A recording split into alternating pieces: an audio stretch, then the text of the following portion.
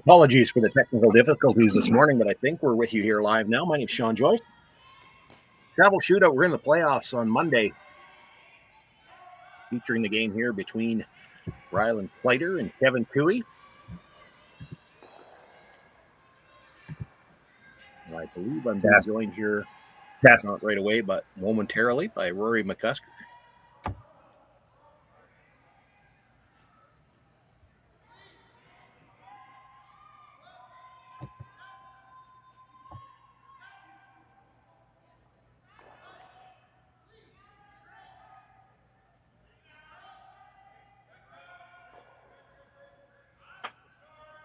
It appears we've got a blank in the first end. We're underway in the second end here. The Cooey team with last rock, throwing the yellow stones.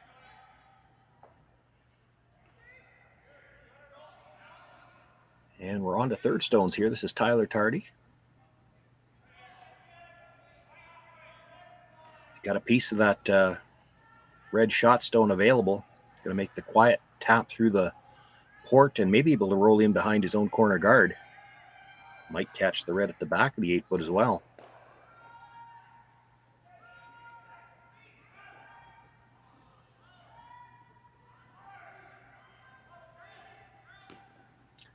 By the front one. Makes the tap. Just jams it onto that second stone, but does get the roll in behind the corner.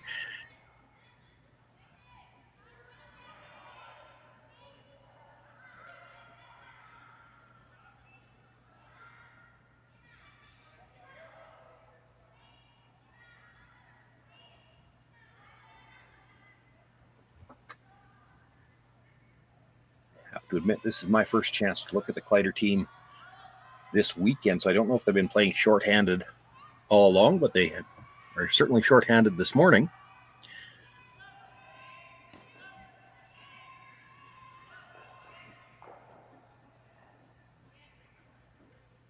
Looking to peel the guard. A little unfortunate that they catch their own stone at the back. So Cooey sits one. It's open. Chance to loop one around the guard and see if he can't pick up his deuce here in the second end.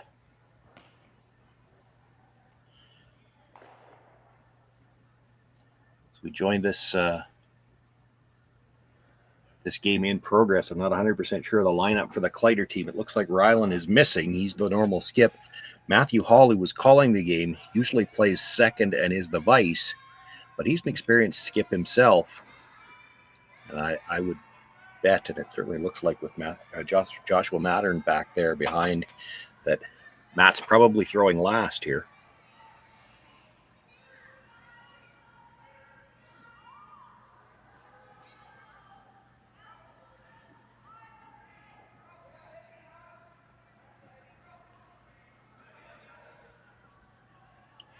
You saw the body language. They were just hoping for that rock to stop. Probably stop just in time. If it curls a little bit more, might have been room for the double.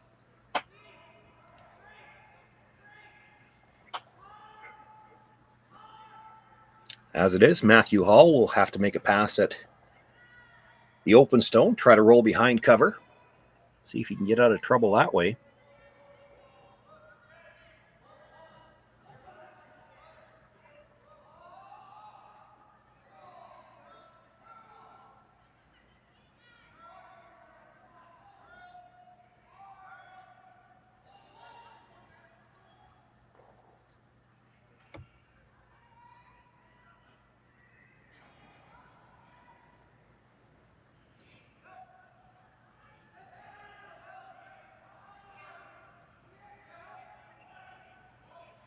Trevor Johnson on the brush.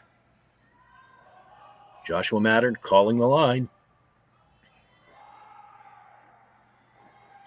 Makes the hit. And gets the roll over mostly behind cover. He's maybe a quarter of it out. That's a big shot for Matthew Hall. If you ever leave that stone out in the open, Kevin Cooey makes the roll in behind. You could be looking at 3 here.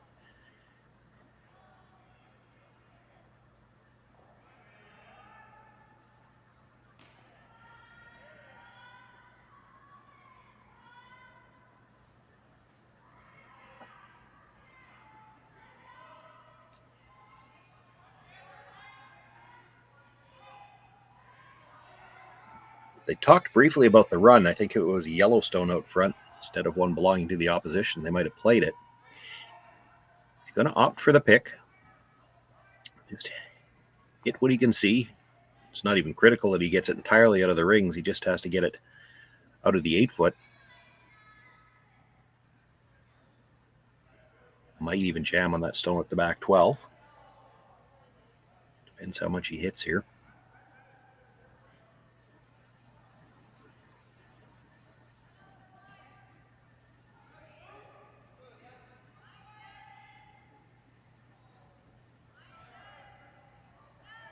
Kevin Cooey with his first stone on the second end, looking to pick out the shot rock. It's close. He's got a piece of it. Does jam on that stone at the back, but it leaves Cooey sitting shot behind cover.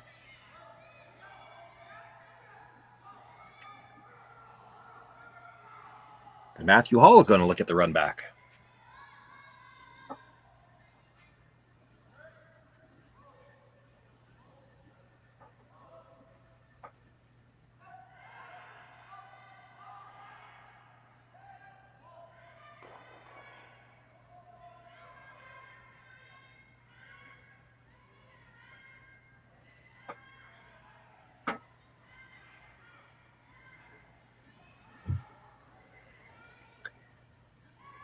Peeking over to my right as he sets up for the shot, and I see comments, and now I had to look myself that the scoreboard is reversed. Keep in mind the players put the names up on the scoreboard themselves, and we just matched theirs. So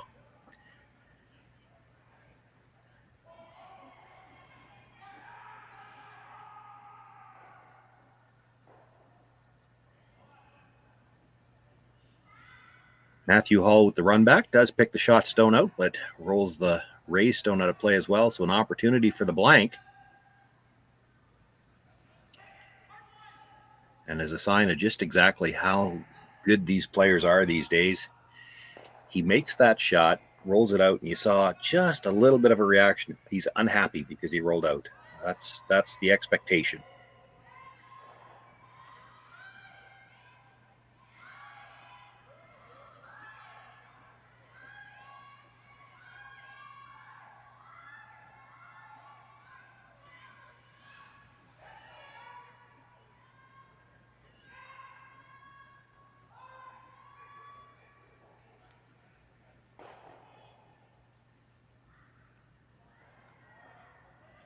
Makes the hit, does roll it out. We've got a blank here. No score after 2 ends of play. Kevin Cooey will continue to have last rock when we return.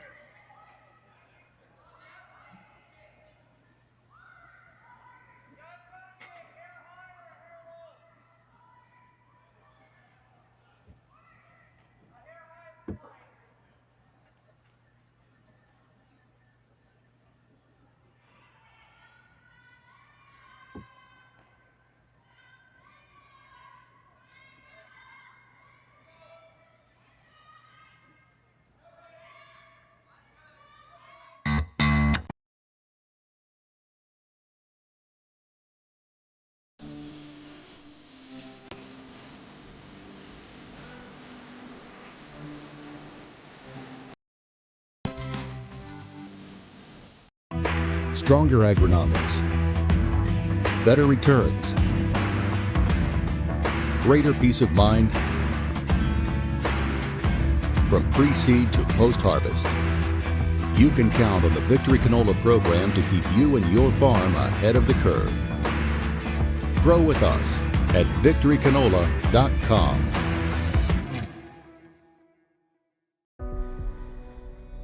Everything I've worked for, everything I've sacrificed has led to this. It's out of your hands now. All the gold medals in the world can't help you now. You could throw the perfect rock and still miss, but it just takes one. You leave it all out there on the ice to leave behind a legacy. I don't remember a time when curling wasn't a part of my life. When I wasn't putting in the sweat and hard work to be the best that I can be. Clocking in the time, the effort to practice day in, day out. curling is more than just a game. It's a family, a community. And when it's time to play, I know I'll be ready. Hardline, supporting hundreds of our next generation athletes.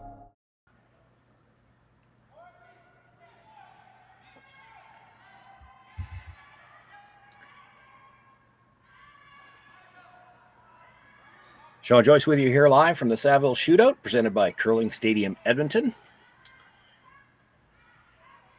We are at the Saville Community Sports Center in Edmonton, where we've been since Friday. 20 teams started in both the men's and women's division, played round-robin pools. We're down to just the 8 playoff teams in both the men's and women's division this morning. Quarterfinals right now. We'll see semifinal actions start at noon Central Standard Time. And the finals at 3, so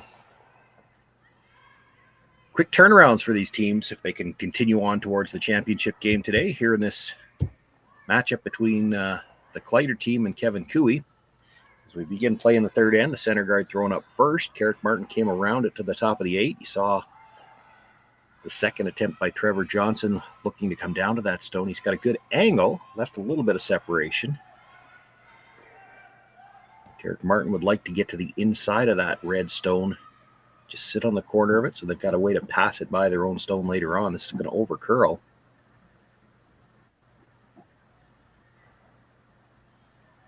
Well, he's got the good angle. He just would have liked to get right down to the face on that. But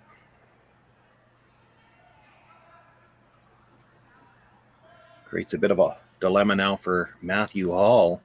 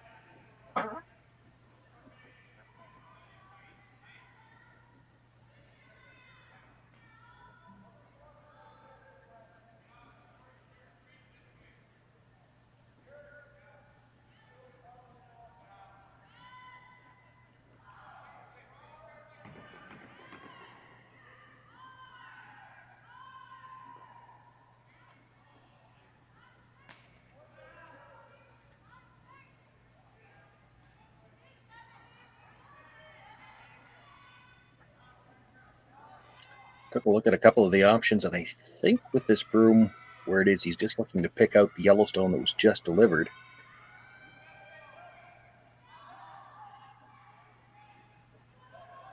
Three-handed, this is Trevor Johnson throwing his third stone at the end. By the front one. Picks the yellow just enough to get it by his own red and actually catches a small corner of the shot stone as well. Moving it in behind that stone in the top of the 12.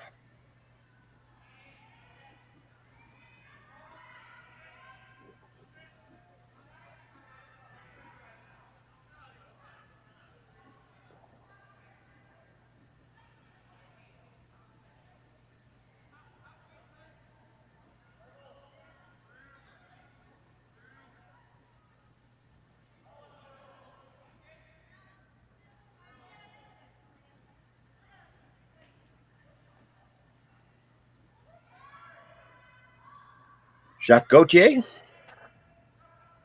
looked to come off that stone that rolled to the corner of the 12-foot here. Like to roll behind cover himself. Makes the hit, makes the roll, touches his own stone. Pushes it out into the open, and the shooter is just a quarter underneath that stone at the top of the 8-foot. Kevin Cooey sitting 2. And no double available. That's the key.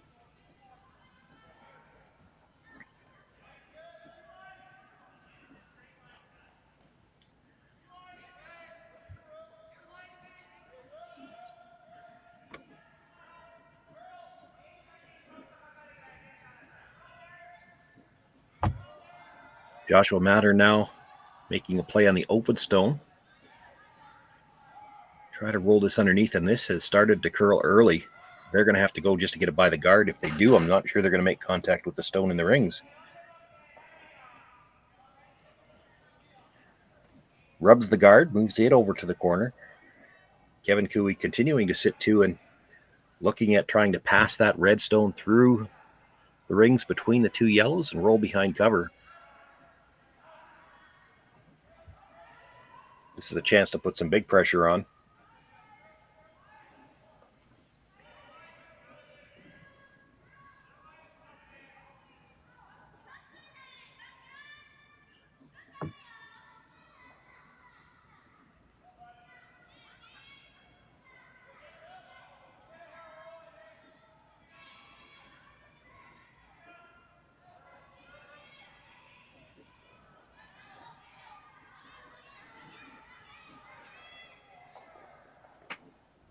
Makes the hit, does pass it between the two yellows, rolls over, gets a good third of that stone behind cover. Kind of Christmas trees the two yellows on that side of the house. Matthew Hall looking at the run. There's a couple of ways they can get doubles that way. More natural, looks like you go straight back and just double the two yellows that are behind it, but you saw him gesture. There's also the chance that it could come towards the shot stone, the one at the just behind the tee line. I think that's the shot stone. They're close. It's close to which is shot and which is second.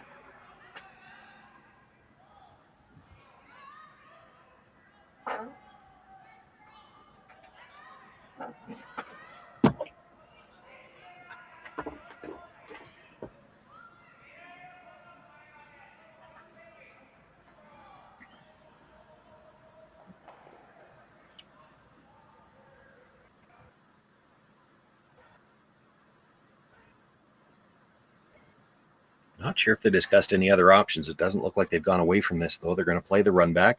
There might be a double available playing one of the, what they can see of either of those yellows and coming towards the open one, but you're going to leave something guarded that way. Joshua Matter looking for the double on the run back. This is going to overcurl a little bit. Catches the one stone. We'll just drive it by everything, and the shooter stays to, again, protect half of that stone at the top of the 4 foot.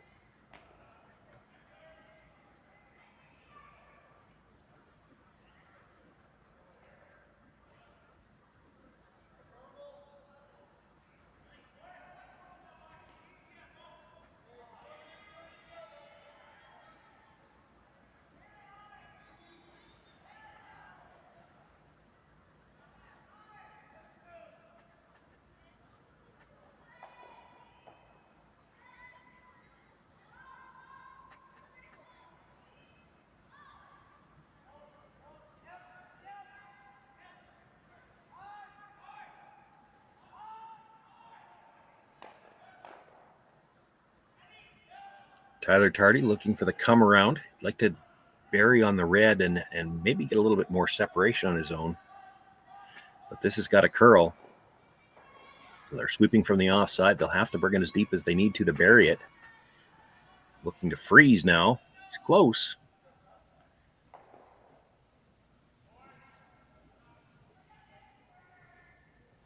He does have it a good half in behind cover. I don't know if you can see enough of it directly to make the double. I'm sure that's what Matthew Hall's trying to decide as well. You could play the run back again. There's a lot of separation between the guard and the rock you're trying to make contact with, though. He's looking at the thin double or the run back. Thin double onto the one at the back of the 4 foot, but opting for the run back again.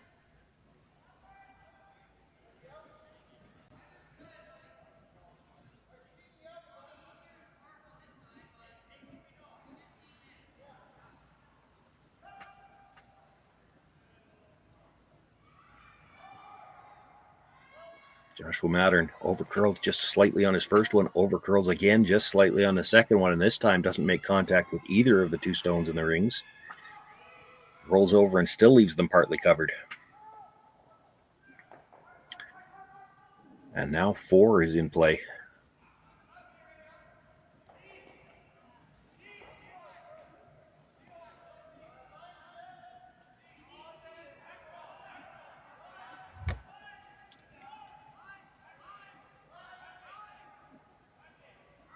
Kevin trying to get an idea of just how much Matthew could see on that yellow.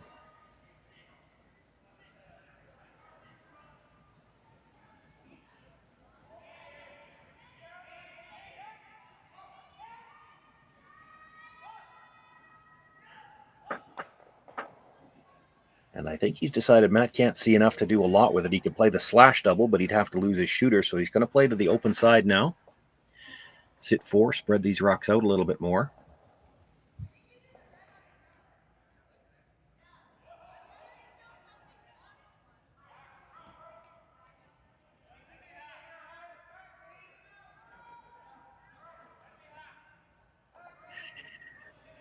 So this is the out turn for Tyler Tardy.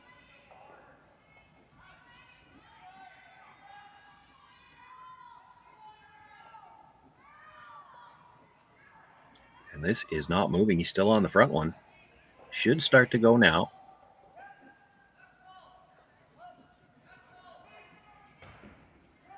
That break point hasn't changed all week long. It's a very late break point, just about 5 to 10 feet outside the hog line. But boy, do they move once they get started.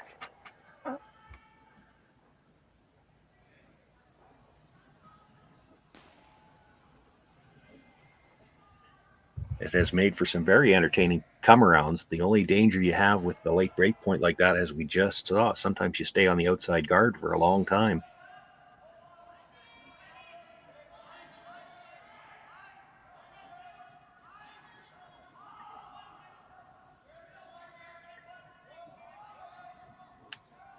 Slash double might be there for Matthew Hall. The problem is you lose your shooter. Kevin Cooey comes around the center guard, and you're pretty much guaranteed you're giving up a shot at 3. He's looking at playing the hit on the stone that was just delivered, roll to the back of the 4-foot. It does still leave the possibility of 4, but if you make it good enough, you might be able to eliminate at least a couple of those yellows.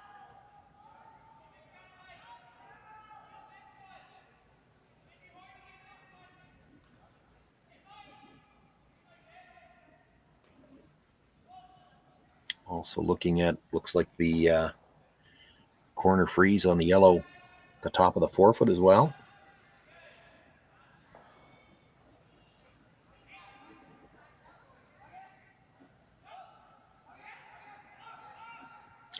Sticking with his original call, play the hit on the stone that was just delivered, try to roll to the back of the 4-foot, behind cover.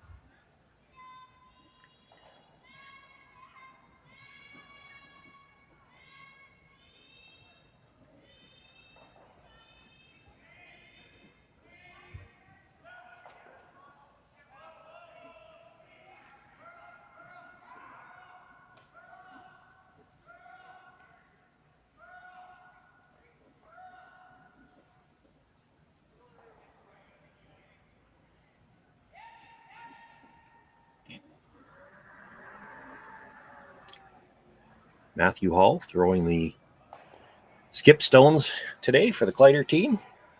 In a little bit of trouble as we play here in the 3rd.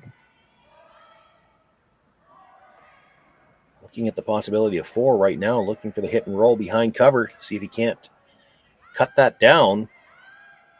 Makes the hit, makes the roll. He is buried.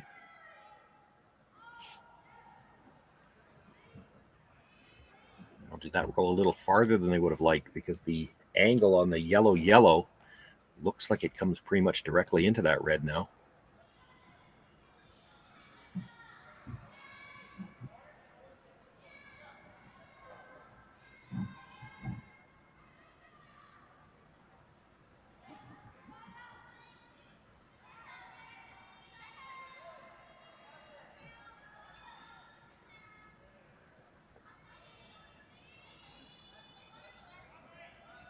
The first Yellowstone is probably a 3rd behind cover. Kevin's just trying to decide if he can get to enough of it to make yellow, red and stick it behind cover.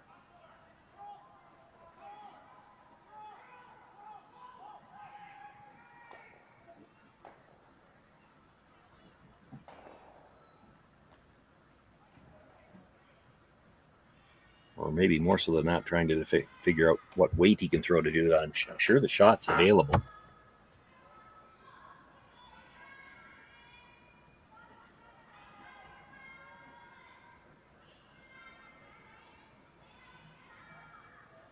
And discussing where they want everything to end up.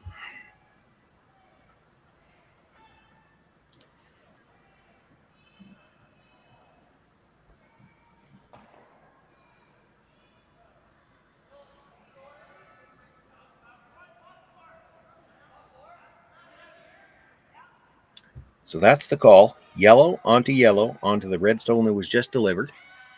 Pass it through the back. Could sit 4 here. I think he feels like his shooter's going to roll over a little bit. He probably wants it to. He doesn't want to leave the yellows overlapped again. He might need something to run in with his last one as well.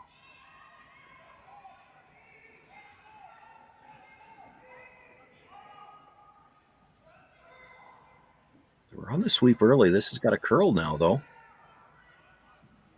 He might be a little too thin. He'll make contact with the stone in the 4, but a little thin on the contact of the first one. Loses his shooter. Does move it far enough to sit 3.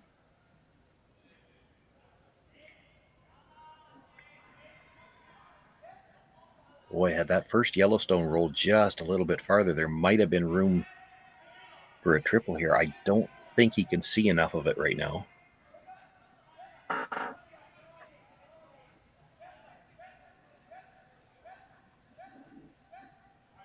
Matthew saying we could come around and freeze from the outturn, but then he's got a slash on the yellow and the 8-foot for at least 3, and it could still be 4 because it might jam on the red at the back.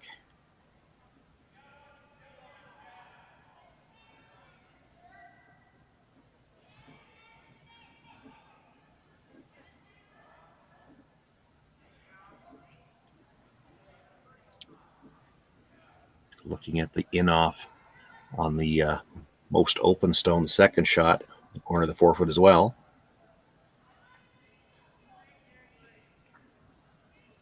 Trevor Johnson has made his way down. It looks like he thinks you could still see enough of that yellow to make the double.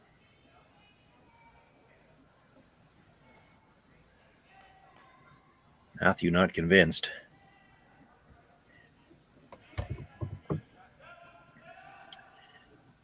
Kind of looks like he's leaning towards hitting second shot, rolling to the back of the 4-foot, a similar shot to what he played on his first, just the other side of the sheet.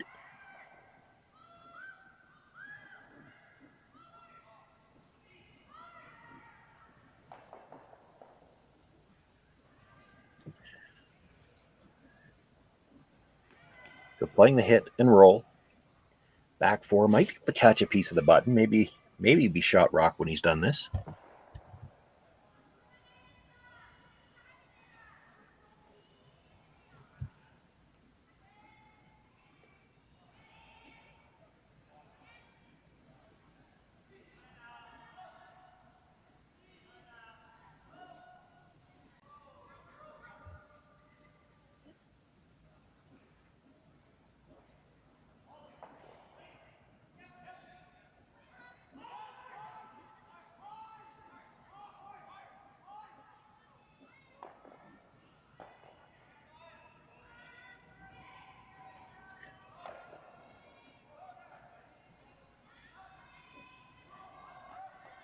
Trevor Johnson just waiting to know which side he needs to sweep from, looking for curl, now trying to hold it straight. He's got the hit.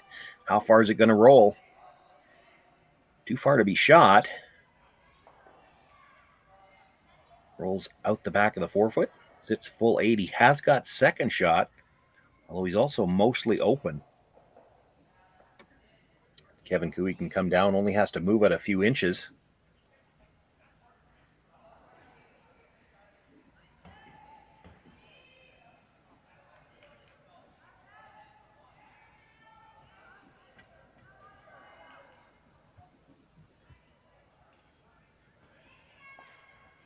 Kleiter team was in trouble most of this end. So close to bailing themselves out with a nice shot there. Just rolled a little too far. Kevin Cooey still has to make this. He's sitting shot rock and has third at the top of the 8-foot. This is a shot for 3.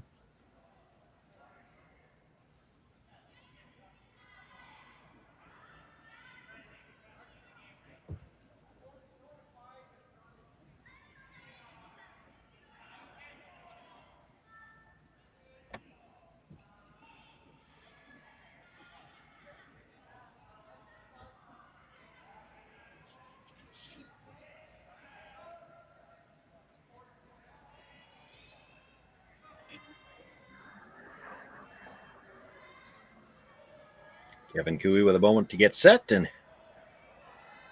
now on his way to deliver that final stone.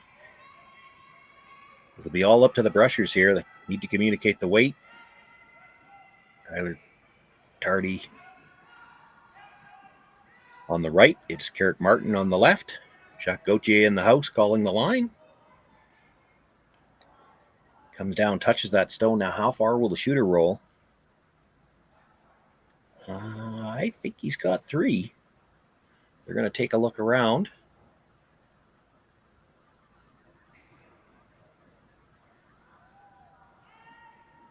One for sure. 2 for sure.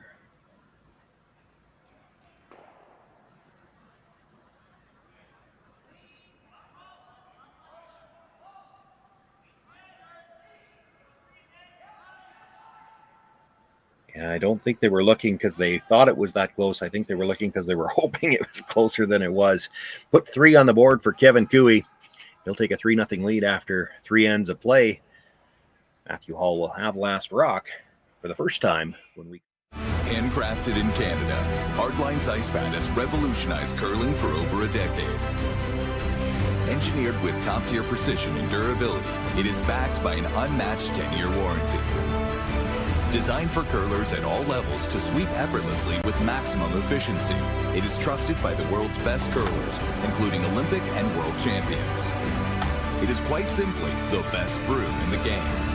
Hardline. Join the revolution.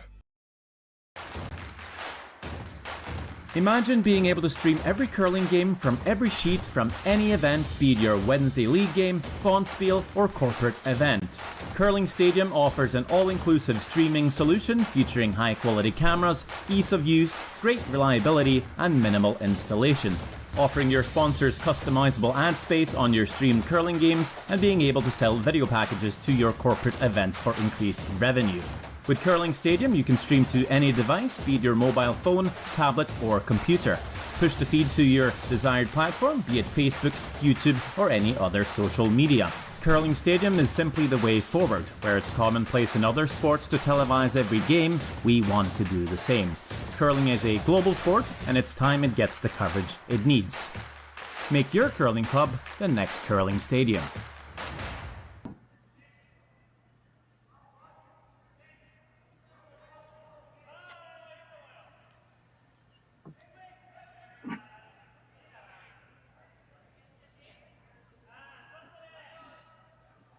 Kevin Cooey with 3 in the third has the lead now as we begin play in the fourth. Throws that first stone into the top of the fourth. That's the one you can see already come to rest. The corner guard being thrown by Trevor Johnson, just stopping now. And Carrick Martin with his second stone at the end, looking to come right down on top of that shot stone.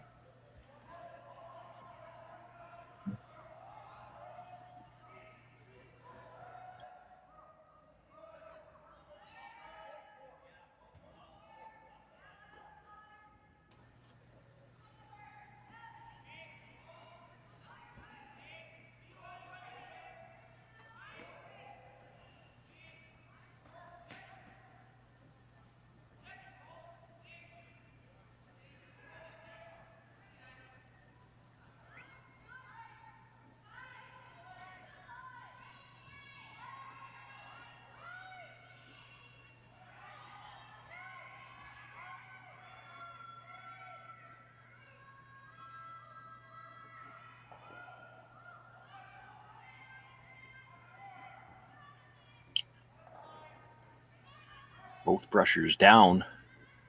They wanted that in the rings. It will cover up a piece of the shot stone, and I guess importantly, it covers the piece that would have allowed the hit and roll behind the corner. It is on the center line as well. That's important because it means you can't tick this on the way by. You might have to take just an inch or two more ice to be safe, and then look to freeze on the shot stone.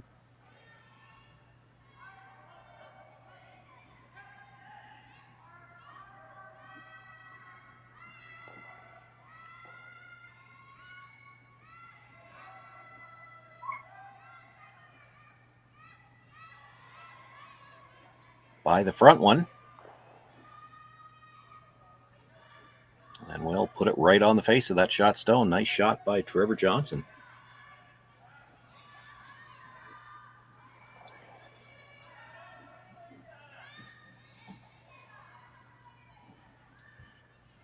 Been a number of high-profile cases of teams playing with 3 players nowadays, so it doesn't look like it's the same disadvantage that it used to be, say, for instance, in cornbroom days, where the sweeping was a little bit more demanding. But not to say that the brushes aren't hard to sweep with, but it's a different type of physicality.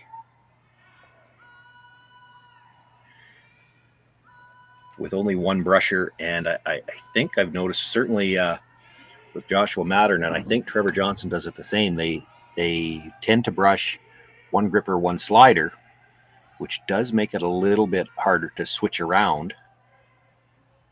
It allows them to get more pressure on their natural side. That's why you've seen a number of players go back to that. It used to be the standard. And the 2 grippers kind of became the standard. Now you see teams that will do it both ways. Depends on the sweeper's preference.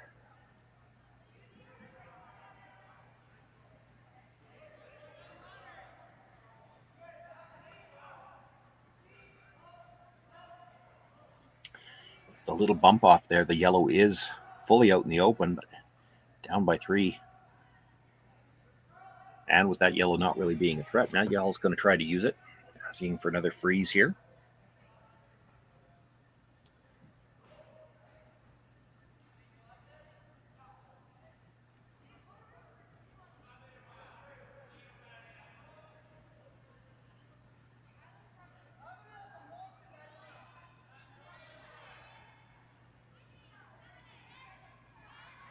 And jumping up to sweep as well. I'd like to keep a corner of this on top of the yellow, but in the pocket is fine.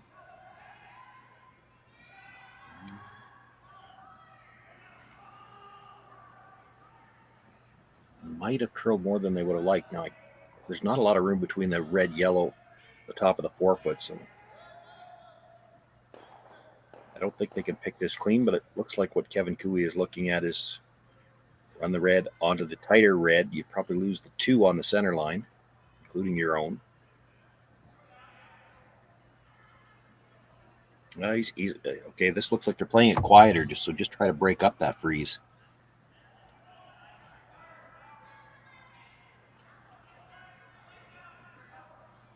Red onto red, move the yellow back a little bit just so they're not frozen.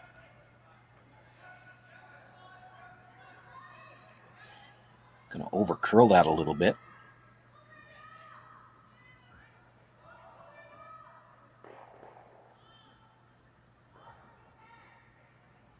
Hard to tell from that camera angle how things are lined up in the house, but I think it's lined up pretty good for Matthew Hall right now. Looks like the yellow red at the top would miss the red at the top of the 8-foot.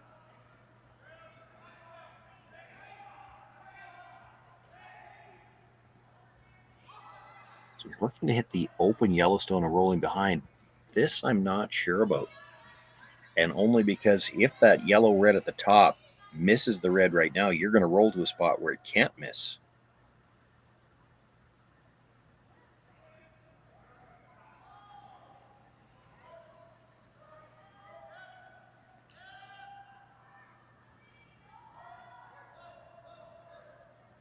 Rushing for the curl, try to get a little bit of a roll. I think that's pretty good right there. There's a good look from the overhead. You can see the 3 reds close to even across. The one in the middle just a little bit higher.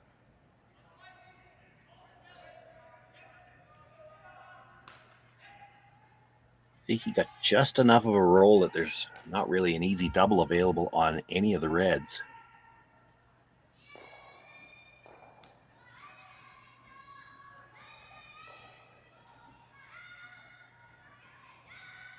Tyler Tardy made his way down to look at the angles too.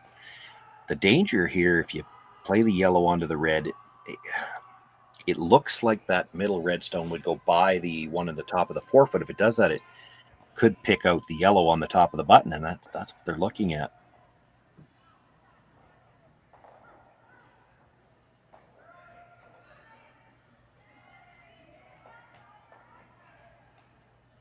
Not sure what they settled on. Sure, they're playing that one in the middle. There's a question about how hard they have to throw it. You could play it just a tap to just move things around again. Looks like they're playing with full hit. Try to hit just slightly on the broom side on the yellow onto the red. It should pass by everything on a slight angle, and you might spill that yellow in behind the cover. Leave a double on the two reds that would be remaining. Oh, not throwing it that hard.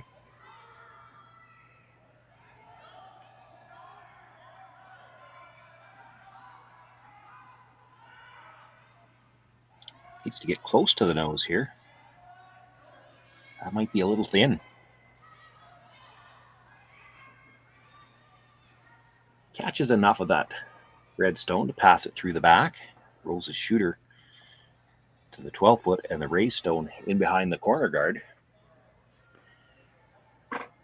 There is a double available on the two reds that are left. Matthew Hall doesn't want to leave a double. Trying to figure out what can we do about that.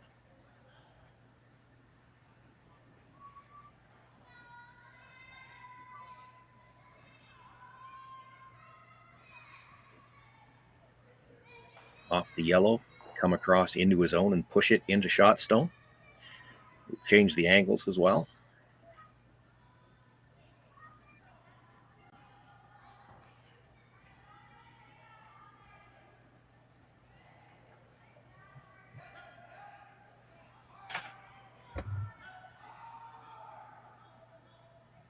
Got a couple of options if he comes off that Yellowstone. You saw him indicate we could come off the top of the red and spin up as well. I think if you're coming off the top of the red, you're not pushing the red directly into the yellow.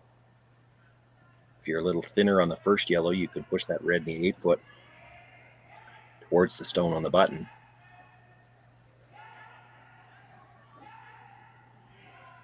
It is kind of nice when you're playing a shot like that where you got a couple of different ways you can hit it right, so you got a little bit more leeway. I don't think he's got much on the other side of the sheet.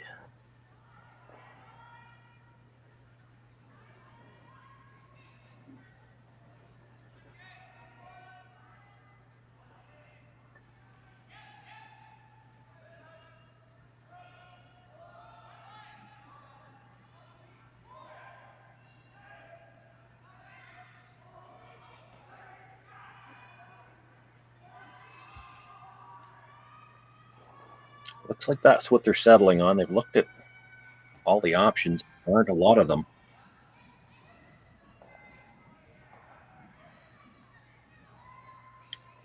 So we're going to hit the wide yellow in the 12-foot. Come across, touch the stone that is currently third shot. Trying to put it into the shot rock on the button.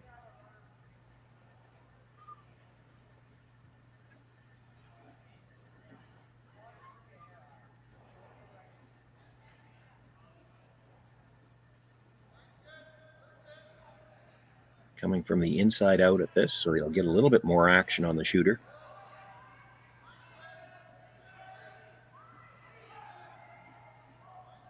Josh Mattern with his out turn and some big weight here. Gonna hit just a little less than half, comes across, does jam it straight into that one on the button and removes it from play. Kleiter team now sitting 2 for sure. Close for third. It kind of looks like yellow, but I will say the color of the stones sometimes can be misleading.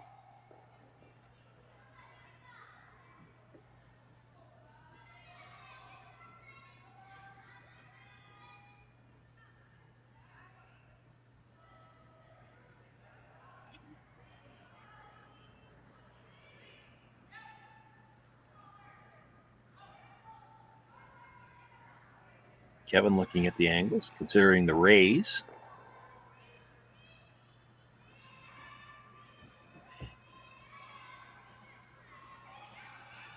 There's a double available on the two yellows, or the two red stones that are out in the open. The problem is shot stone would still be buried. And a chance to hit and roll underneath. You'd be looking at having to play this run back on the next one to stop him from getting 3.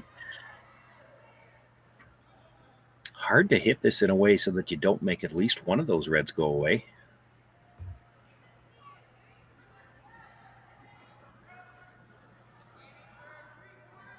Tyler Tardy with the run back attempt. Just a sliver high. Makes the double. Will you lose the run back stone, but shot stone now completely open as well.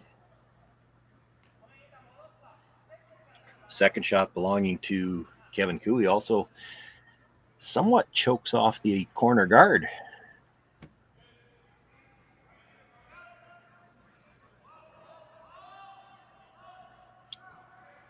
Hard to come around it with a draw, so Matthew looking at the run back. Bumper weight.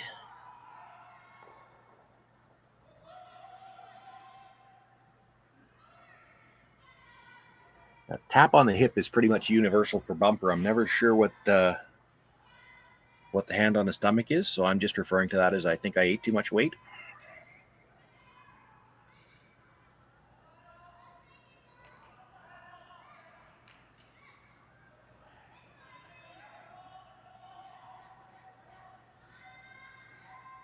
But looking for the run back, he'd love to stick it in behind cover.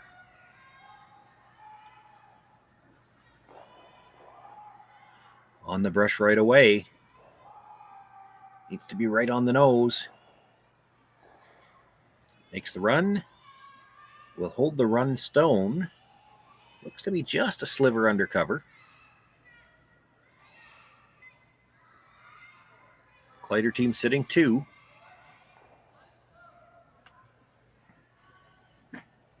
Shot stone open in the 4-foot.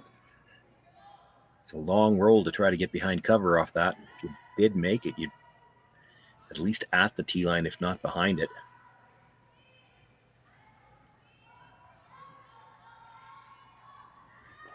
Gonna give it a go though.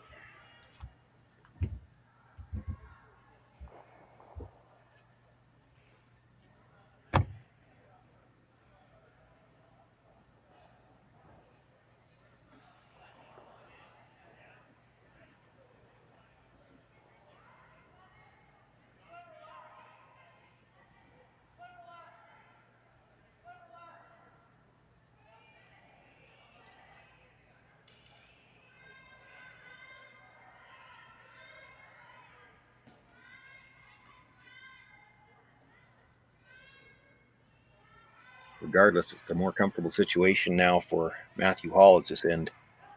He's into skip rocks. He's going to have a shot for 2 anyway.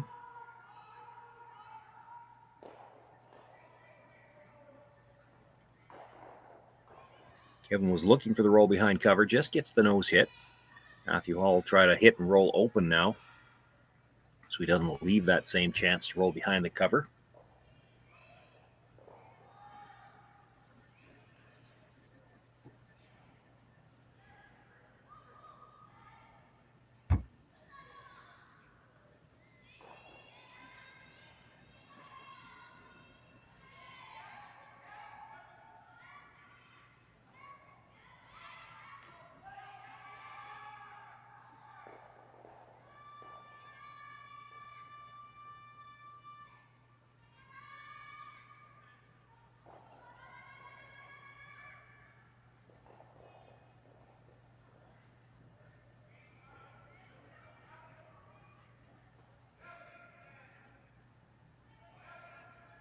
On the brush right away, would like a broomside roll here.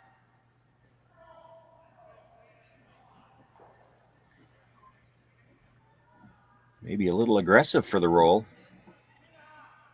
Does hang around, edge of the 12-foot.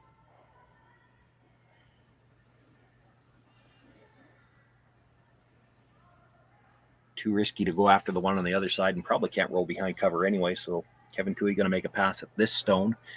Probably try to roll to just bite the 8. Force Matthew Hall to make a play on it when he won't have very far to roll before he'd roll out.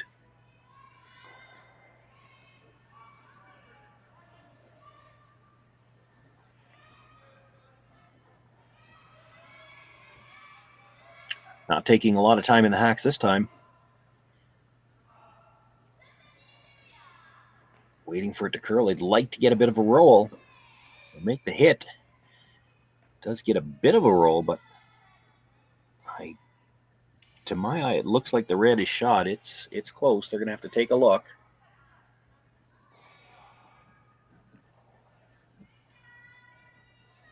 think Matthew's pretty convinced their shot. It looks like he's lining up for the draw.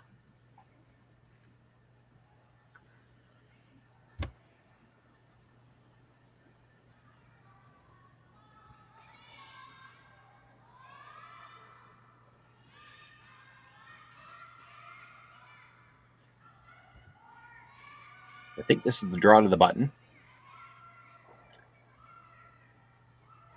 Needs to just about bite 8 foot.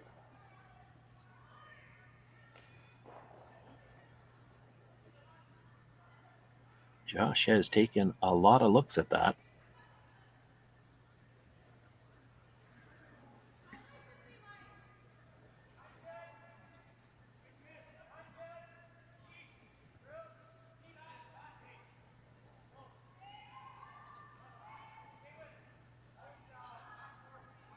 Final stone, fourth end, Matthew Hall. Needs to just about bite the 8 foot.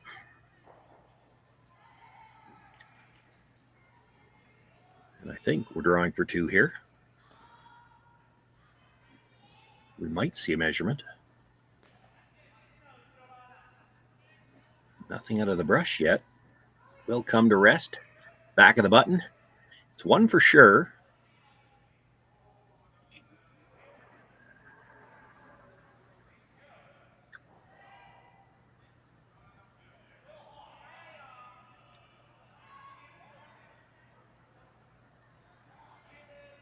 Few players looked. I think one wanted to measure, but I think they have conceded. It is 2.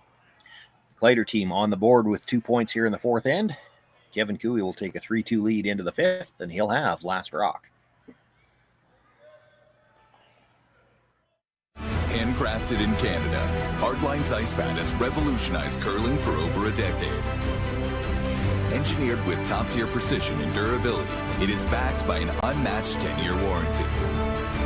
Designed for curlers at all levels to sweep effortlessly with maximum efficiency, it is trusted by the world's best curlers, including Olympic and world champions. It is quite simply the best broom in the game. Hardline, join the revolution. This is it. It all comes down to this rock. The hours in the gym, the weeks away from my family. This is what I've been training for. And all those voices trying to tear me down, I'm here to silence them. We've given everything we have for a chance to get everything we want.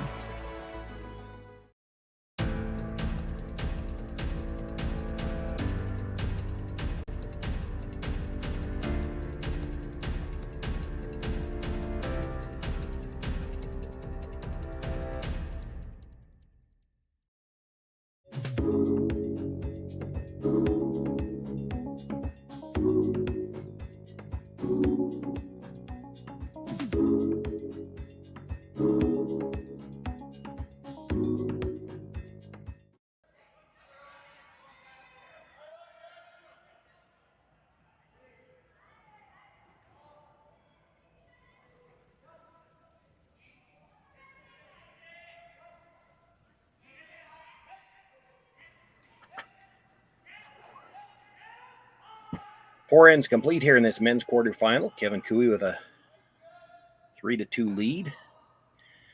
Teams have the option to take a break at the end of 4.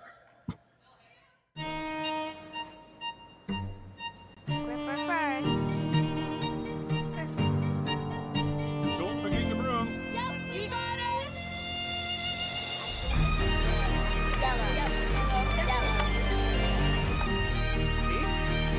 Come on up. Well, what do you got? You got 1, you got 2, you got... Just one more throw, please. You make moments like these possible.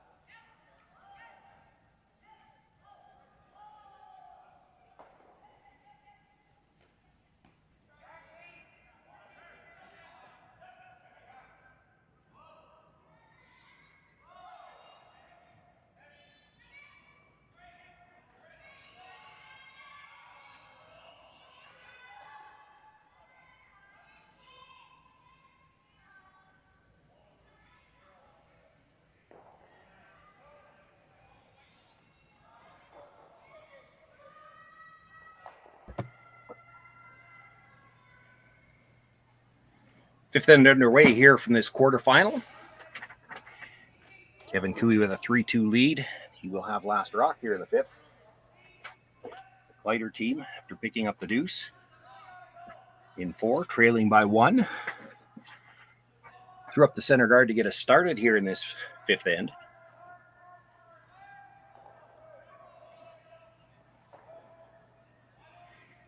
Carrick Martin with the come around attempt, but it does look like it's stayed fully out in the open.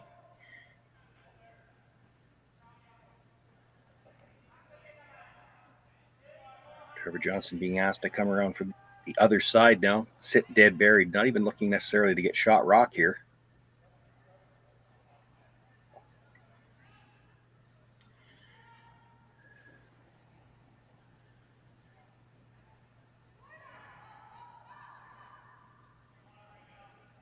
It is buried, so Carrick Martin will look to come down once again, throwing the intern. Corner freeze onto the stone that was just delivered.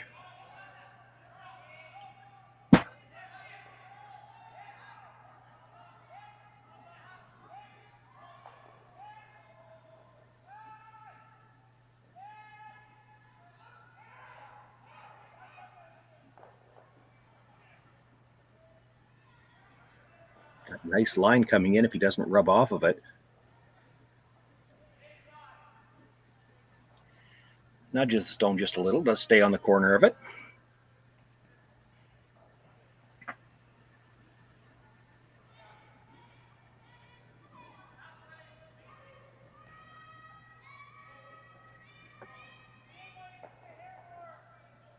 Playing with only 3 players, Trevor Johnson delivering his third stone at the end now and looking to corner freeze the shot stone.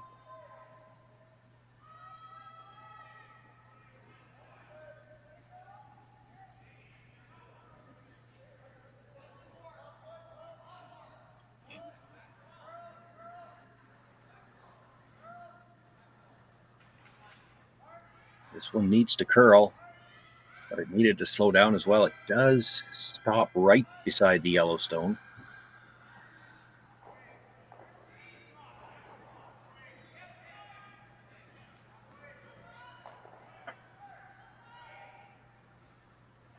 Room for Jack Gauthier to come down, move that red stone through, and roll his shooter into the top of the button area.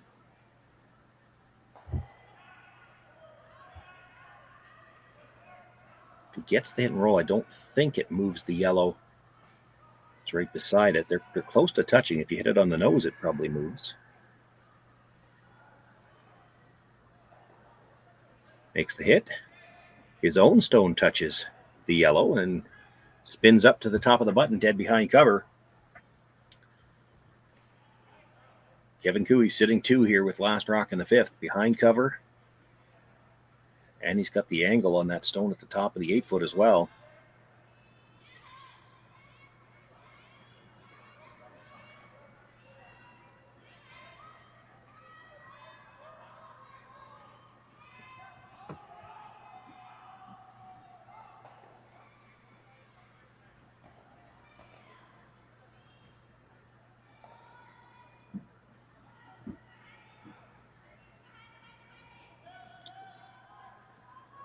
Asking Joshua Mattern to come down on the intern, his intern, being a left-hander.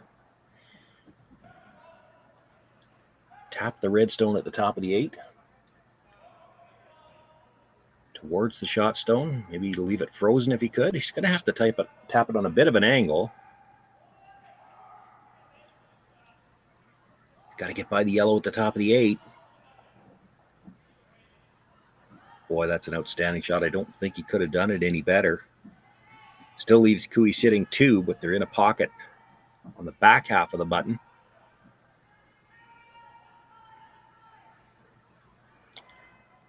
The house is getting a little small, so Kevin Cooey will ask Jacques Gauthier to peel the guard.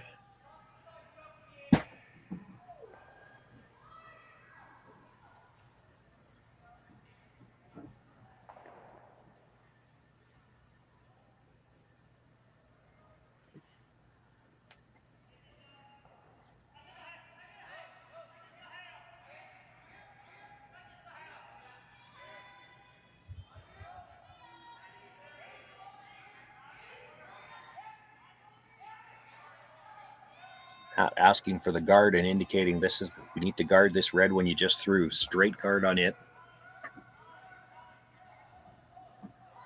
If you don't guard that red one, there's a nose hit to just double the 2 reds and leave all the yellows in play.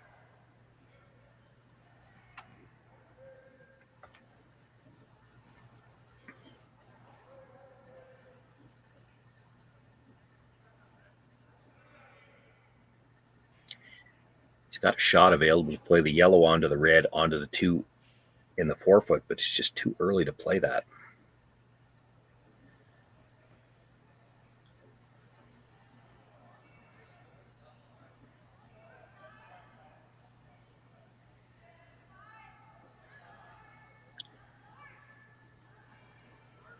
The guard goes up. Now it'll be up to Tyler Tardy to make the guard go away.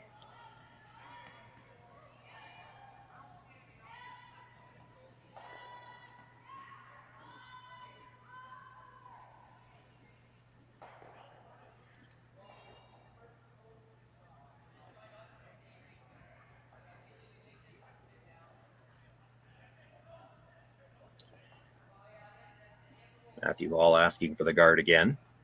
He'll have an idea already in his mind as to where he wants to make the move into the rings. You make it too early, you give Kevin Cooey too many chances to bail out of it. If you make it too late, Kevin Cooey might just ignore these guards, come around and sit 3. It's always interesting to watch that little bit of cat and mouse between the 2 skips when timing becomes the issue.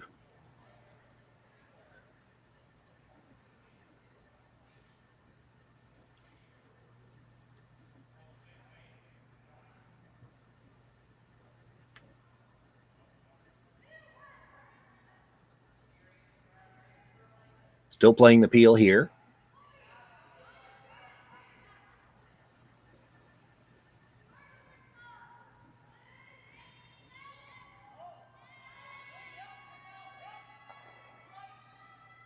And now Matthew Hall's going to have to make a decision. I think if you threw one more guard, you'd see that Kevin Cooey would ignore it.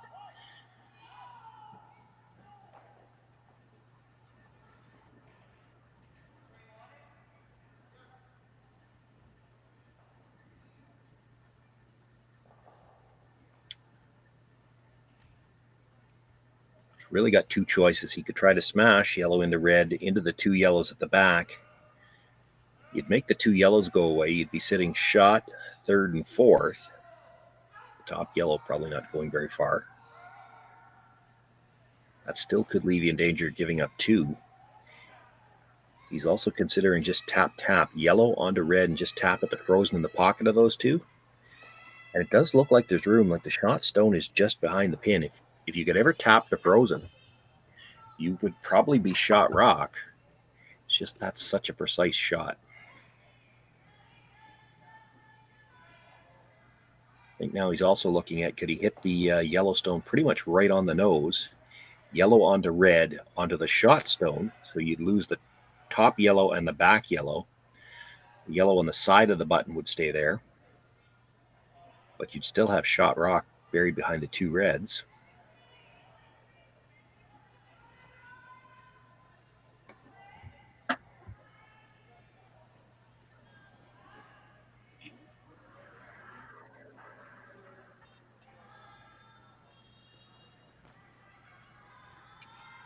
Looks like they're playing it with the draw weight tap. They discussed all the options. I don't think there's ever any doubt they're playing yellow onto red into the shot stones somehow.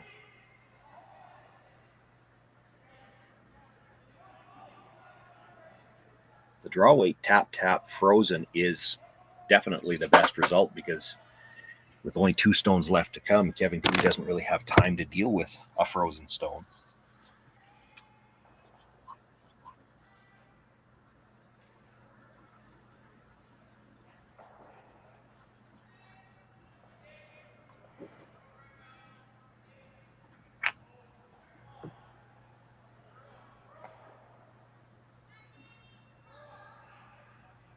Needs to curl, has to be close to the nose on the yellow.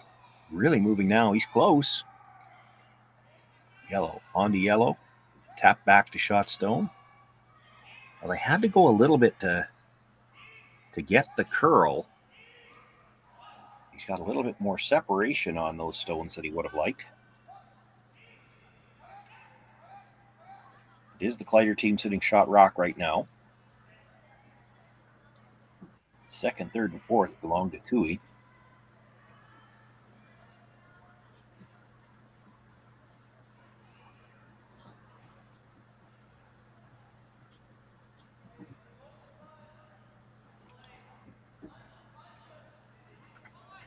Tyler Tardy thinks if they smash the red, looking at the overhead just on the left side of the center line, top 8 foot, catch the one that's shot rock, it'll spin off the back of the, or off the top of the stone at the back 4 foot.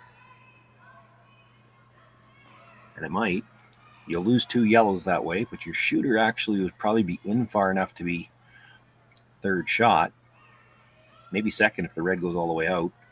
Kevin looking at the double on the top 2 reds, I think, and maybe come across and touch the top end of that yellow as well.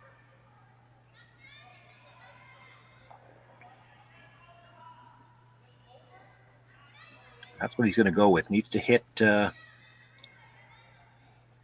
probably about 3/4 of the first one. I mean, you could hit it thinner and just double the 2 reds, but I think what they want to do is hit red onto red, a little thin on the second red, come across, touch the top of that yellow stone in the full 8 foot, move it towards shot rock.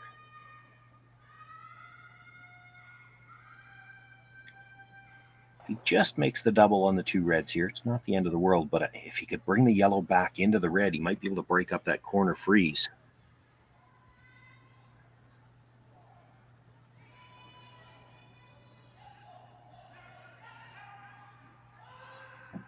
Boy, they got to hold the line here. This might have overcurled on him. Just touches it. By doing that, he brought the stone a little too straight back, and now it's just the yellows that left Matt Hall sitting 3. The 2 at the top of the 8 foot overlap so as to protect shot stone at the back 4.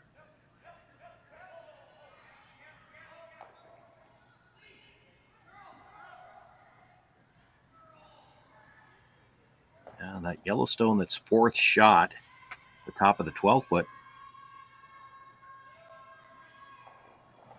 might be the only rock Kevin Cooey has that he can score with. You might have to play a tap on it to the 4. And so Matt looking at getting rid of it. I don't think you want to roll. You could see him indicate we could hit and roll off that, but if you roll at all, that leaves room for the draw. Looking at tapping the reds, I don't know why you would want to change that angle, because right now they can't get at shot rock.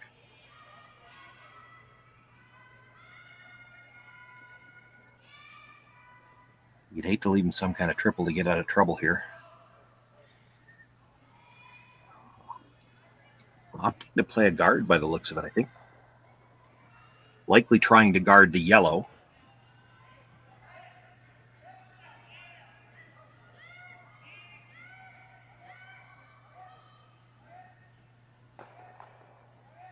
When you see them putting the broom down like that several times, they're just trying to remember back to earlier shots. When we put the broom here, that's where it ended up. Because they probably haven't thrown this exact path, so they're guessing based on how much curl they've gotten on some previous shots. If anything, he needs to guard the outside half of this stone.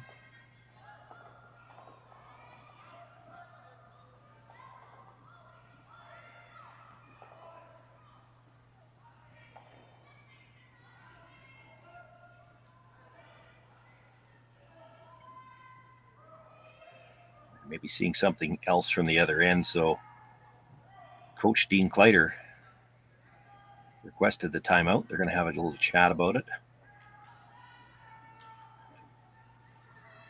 I think the concern here, the thing you have to discuss, you just guard this. Kevin Cooey is going to play the double on the 2 and the 8 foot and give you 1.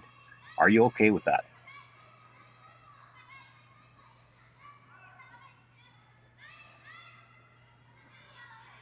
Going to give you one because it's hard for him to score, and he's not going to give you a chance for any more than one.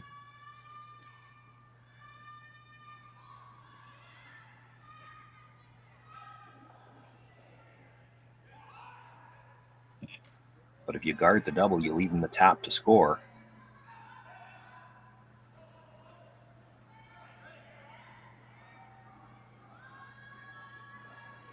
Looks like they're going to stick with that call.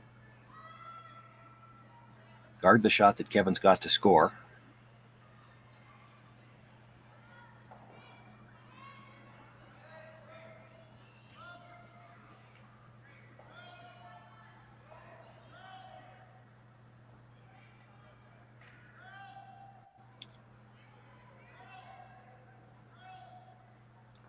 Nothing out of the brush yet. You'd hate to freeze this and make the tap a little easier. Yeah, he's got a little bit of separation. Kevin, not going to think about it. He's already on his way down to play the double.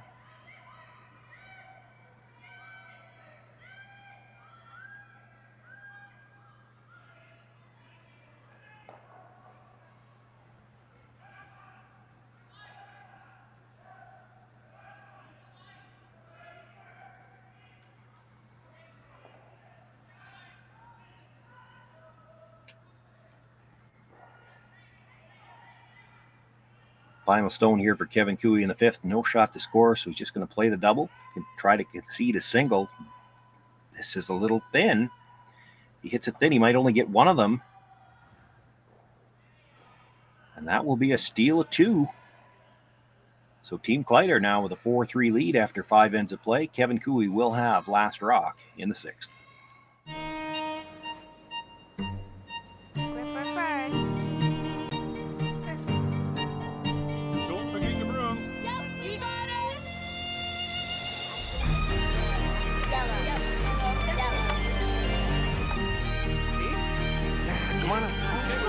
What do you got? You got one, you got two, you got... Just one more throw, please.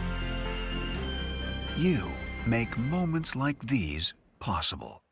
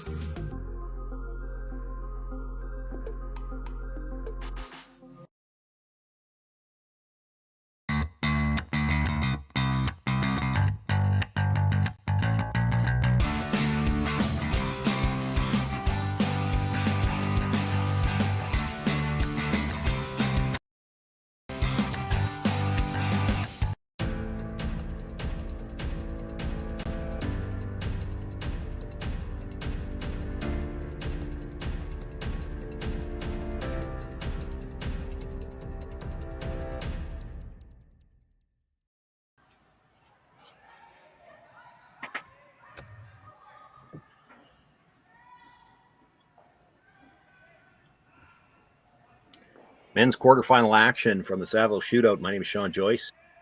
Welcome to the Curling Stadium Edmonton coverage, live from the Saville Community Sports Center in Edmonton. A big steal of two for the Kleiter team in the fifth end. A couple of uncharacteristic misses for Kevin Cooey. Just a slight over curl on his first one, a slight under curl on his second one. Team Kleiter now with the lead for the first time in the game.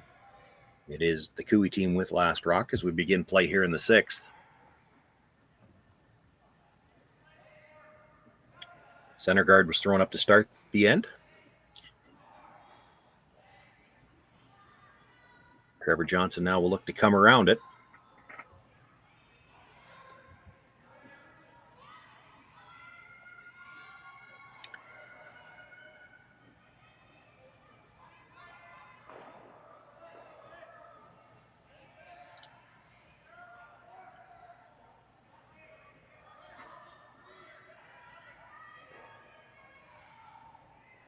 Got a nice line coming in. They'd like it to stop. It's going to slide just to the back of the button.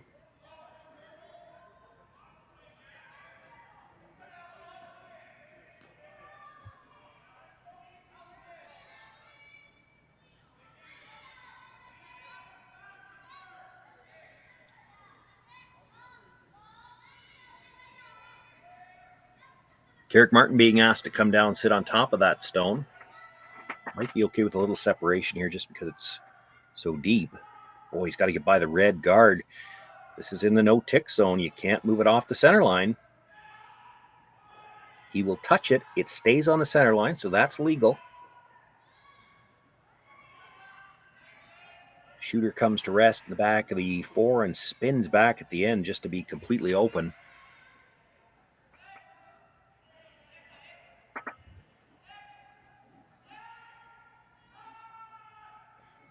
For Matthew Hall, yes, you can see that rock in the back, but if you make a play on it, you just give Kevin Cooey something he can work with. It's going to come around again on the out-turn side.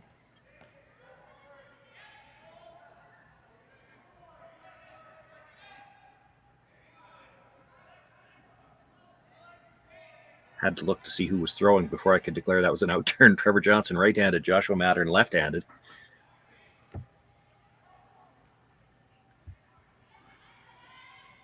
Again, nice line coming by. They need it to stop. This one will come to rest full top 4, in behind cover. Kleiter team sitting 2.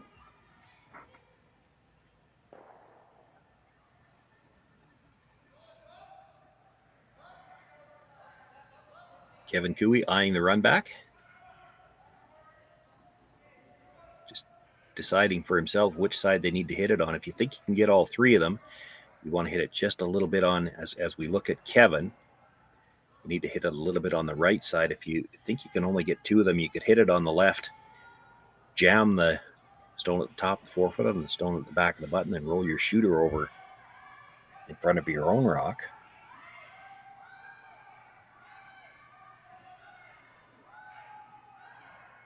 Jacques Gauthier takes the hit, gets the jam. Does spill them out from behind cover. And now the yellow guard on the center line belongs to the Cooey team. Might not like to have a center guard at all, but as long as it's your own color, with as well as these teams play the run backs, that's a weapon.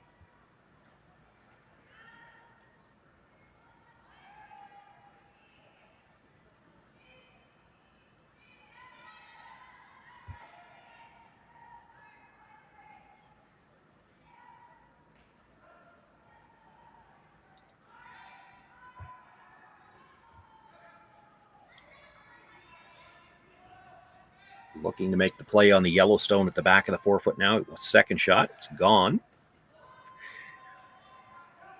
Team Kleiter sitting 3, 2 at the back, 8-foot shot rock. The one biting the top of the 4-foot is just a piece behind cover.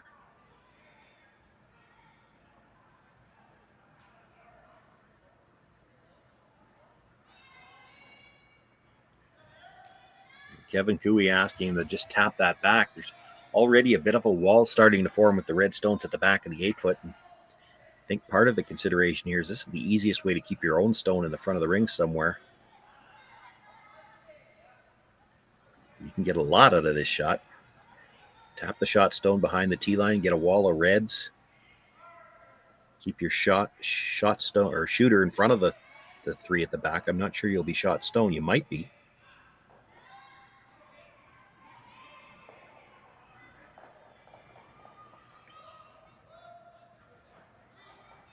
Nice line. Maybe not quite the weight they had in mind. Does tap it to the back of the button. And his shooter stays in a really good spot. Does look like Kleiter sitting 3, I think, right now, but all of them behind the tee line, and tough for him to do much with that Yellowstone. You can see him looking at playing the tap and roll behind, but you know you're going to put that into the 2 reds at the back if you do that.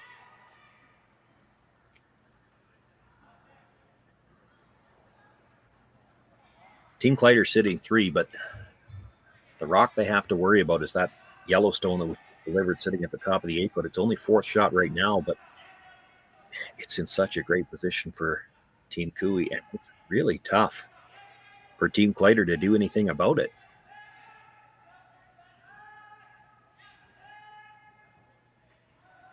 The only way really to get rid of it altogether would be to straight pick it. Well, then all of your rocks are behind the tee line and Kui can draw.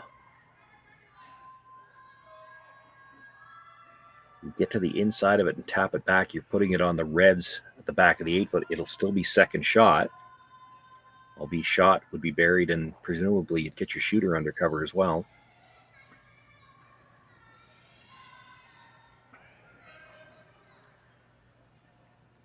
Looking at the straight draw on, it's Josh Mattern throwing, so it would be his out turn, the left-hander's out turn. So come between the two yellows, sit at the top 4-foot. That's the shot I like. If you make it well, you could kind of cut off the path for the yellow onto shot stone. Don't think that's the one they're going to end up playing, though. It looks like he's still eyeing them move that yellow stone.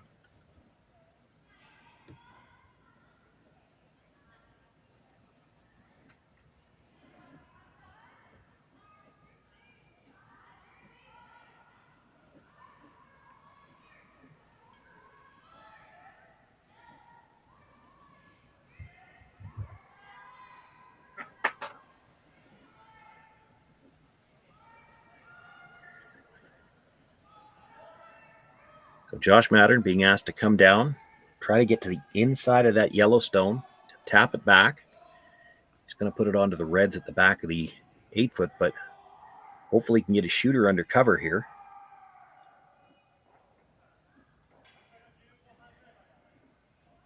Just like that. Actually spun it to a good spot, and then it kind of ends up in behind their own shot stone.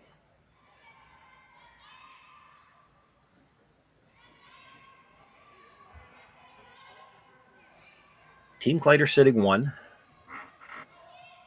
Second shot is the Yellowstone that was just tapped up, but it's now behind shot rock.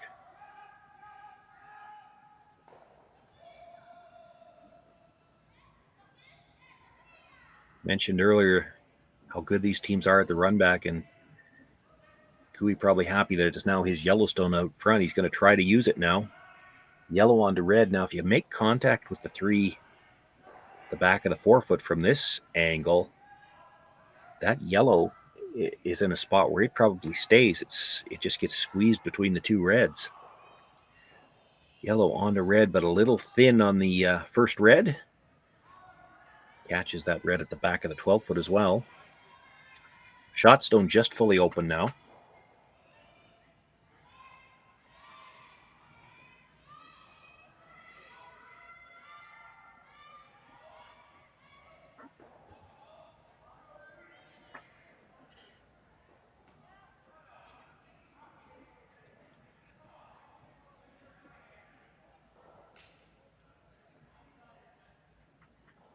As much as you never love to guard a stone in the back of the button, this is a case where a nose hit would make both reds go away and the yellow would stay, so you kind of have to here.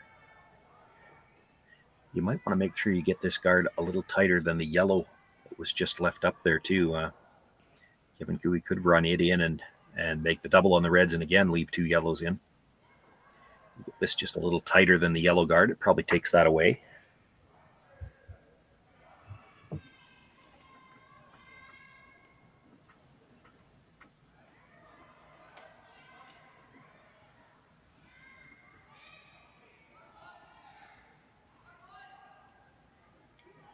Waiting for it to curl, but now I think also hoping for it to stop, because if this slides into the rings, it could leave a triple on the reds.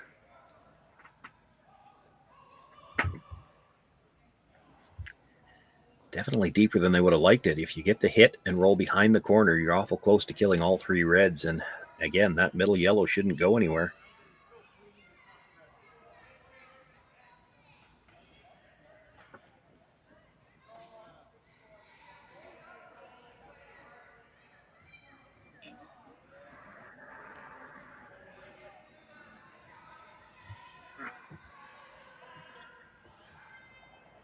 Be looking to hit the red that was just delivered slightly across the face of the one at the back of the button. The three reds go, yellow doesn't go anywhere, and your shooter might roll in behind the corner.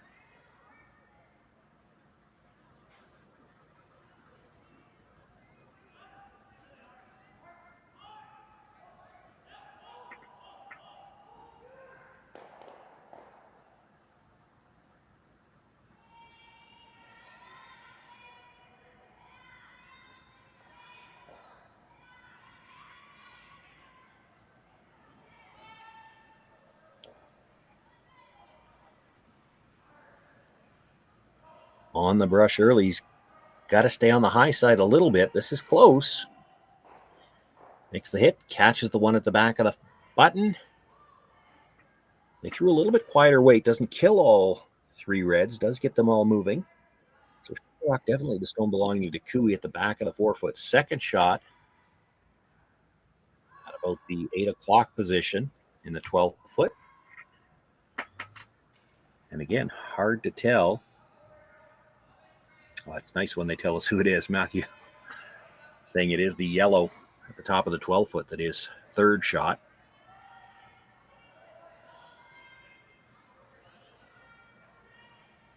You can make a play at Shot Rock. I guess the double's there if you really wanted to play it too, but you lose your shooter.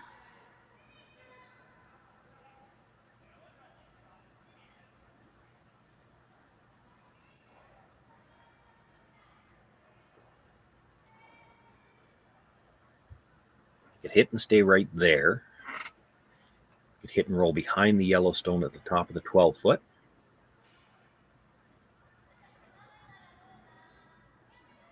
The hesitation, I think, on rolling behind the one at the top 12-foot, it's a shorter run for Kevin Cooey, and if he sticks it behind cover, he'd be Shot Rock, but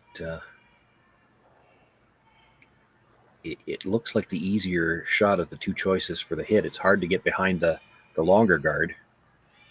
You got to flirt with it coming by.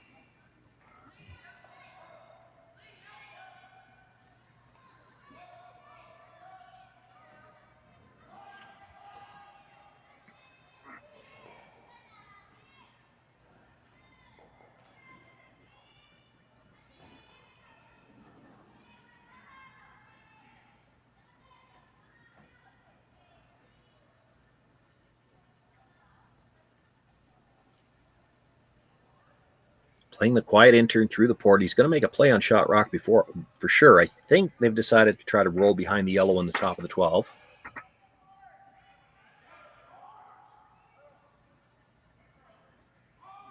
Boy, this is really curling. You might want to switch to plan B. I don't think they're getting the roll behind the yellow in the 12-foot. It actually ends up hitting it right on the nose.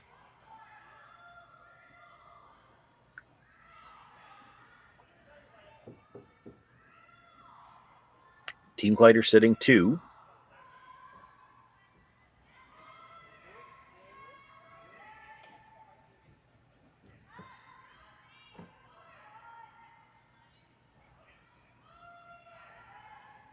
Kind of the same dilemma now for Kevin Cooey.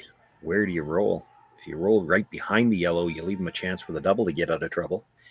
If you roll too far, you might force him to come around the more center guard and maybe go for the steal.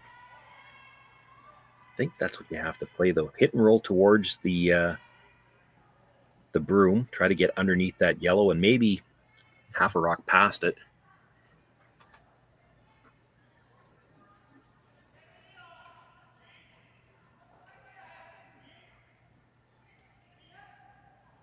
Looks like that's the call. Trying to roll not dead in behind the yellow, a little bit past it so that any attempt at the double might jam on that red at the back of the 12-foot.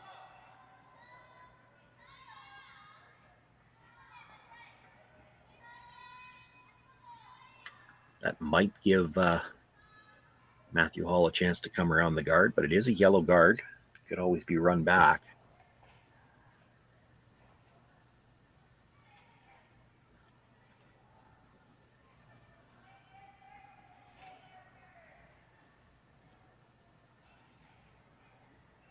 Kevin Cooey with his first here in the 6th inning, trailing by 1, looking for the hit and roll.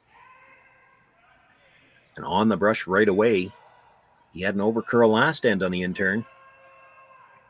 Gonna have to go just to get this by the guard. They're by. Now they're gonna have to roll the other way. The same problem as Matthew Hall, just got curling a little early. Stays right there.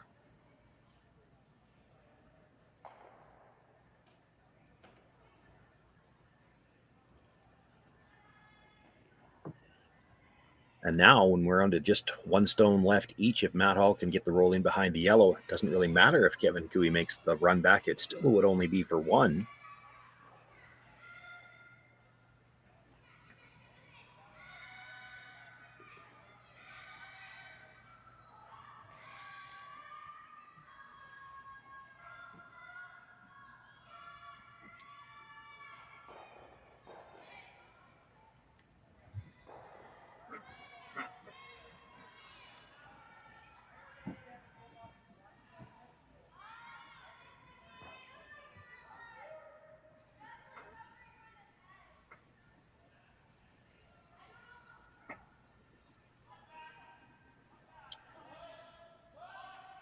Matthew Hall on the intern. Looking for a little more roll this time than what he got on his first.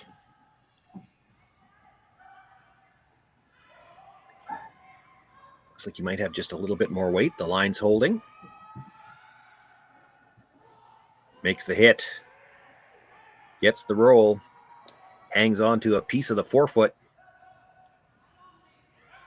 Team Kleiter sitting 2, and Kevin Cooey will now have to decide how to draw and get up to the forefoot. He's got the port between the 2 yellows. He'd have to throw the intern coming between them. The issue then is, as you're coming into the house, you're kind of going away from the button, and you still need to be full forefoot to get shot rock. If you're going to try to come wide around the guard on the right hand of the sheet, as we look at it from the hack end, you have to go really wide to get around that guard. Shouldn't be any problem with them curling at the end. Just these never look great as they're coming down because they hang out for the longest time. You have to trust them. Of course, we're about 12 draws in. All of these teams have played at least 5 games. Well, they've all played 5 games now with the round robin, so they all know what this is going to do. They should be very comfortable with waiting for it. Might have been tough for them in the first couple of games. By now, they're used to it.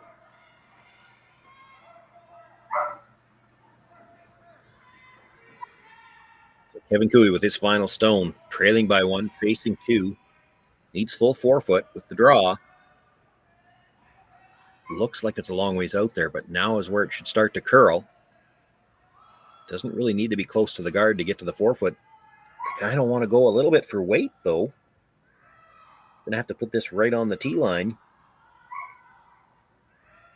Well, I'm surprised nobody was there to meet that, try to brush it back just a little bit. It does stop just in time. Kevin Cooey picks up his single point. We're all tied up after 6 ends of play. It'll be Team Kleiter with last rock in the 7th.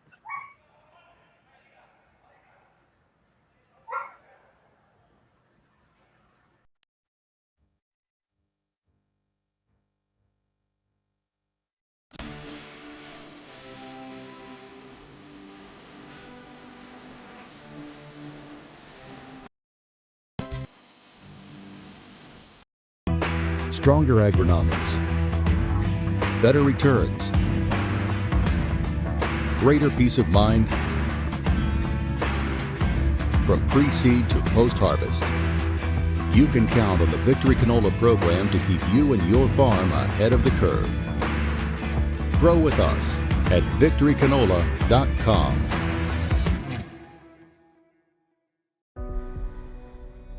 Everything I've worked for, everything I've sacrificed,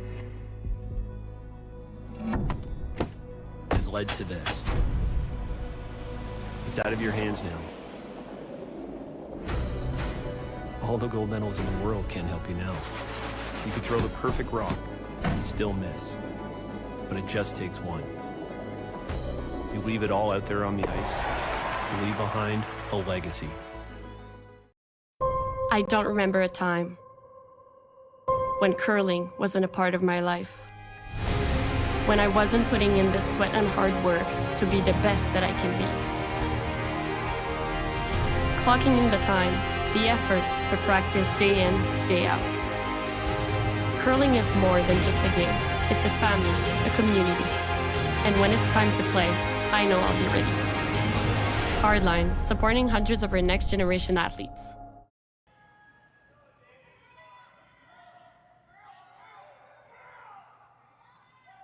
Quarterfinal action across 8 sheets here. The Saville Shootout this morning. Monday morning championship Monday. 4 men's quarterfinals, 4 women's quarterfinals. Semifinals will start in about an hour and a half's time. Still looking to determine who's going to be in those matchups. Shawn, Joyce with you here live. Team Kleiter with the hammer as we begin play here in the 7th end of a 4-all tie. Garrick Martin through the center guard to start. The come-around attempt a little bit short of the rings, so there's 2 guards up there already. Kevin Cooey does not want to see a blank end here. He was considering actually throwing another guard.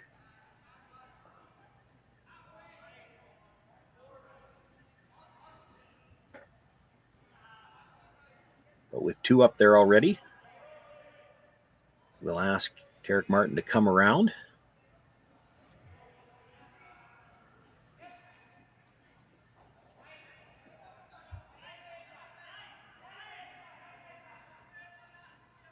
Has to be buried here.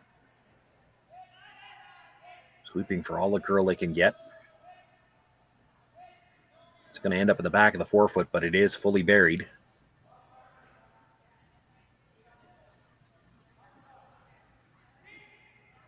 Had to be buried because he, as I said, he doesn't want to see a blank end here. So if you want to force the Kleiter team to play a few draws here, get some rocks in play, makes the blank a little tougher.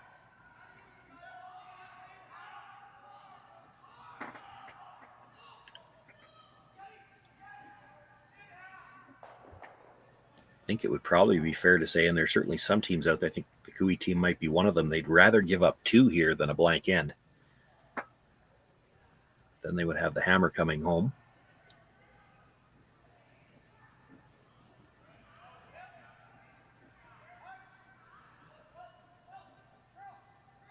You attempt to follow that stone down. Stops it just in front of the tee line, but it is partially out in the open. Might be room for Jacques Gauthier to get to the inside corner. I don't think by the indication they're looking to move it. Just sit on the inside corner of it.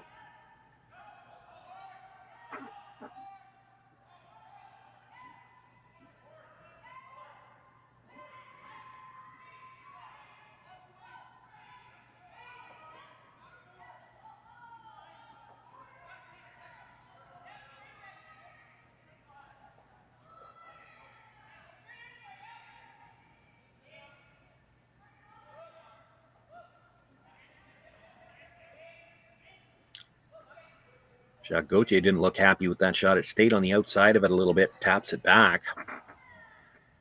So the angle's in the house right now, favoring the Kleiter team, and they can walk up and deal with the stones in front of the rings, looking for the double peel. Might be able to bring that red stone back into the rings, move things around in there as well. A lot of good things can happen here for the Kleiter team.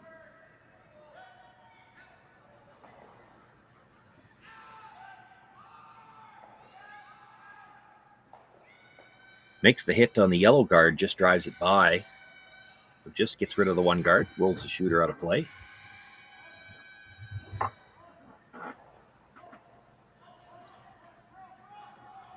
Tough spot now for Kevin Cooey. He'd like to have a second guard. The angles in the house aren't great.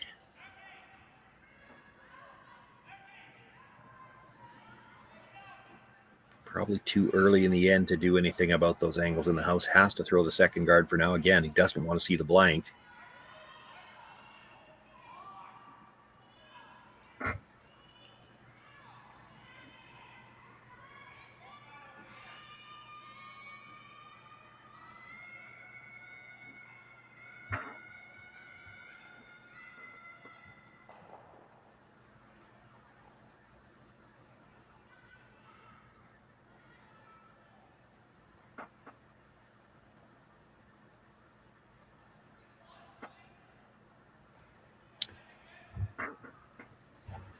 Gets the guard up, and well, Matthew Hall considers his next option. Tyler Tardy and Kevin Cooey talking about how do we proceed in this end, given the angles we're looking at.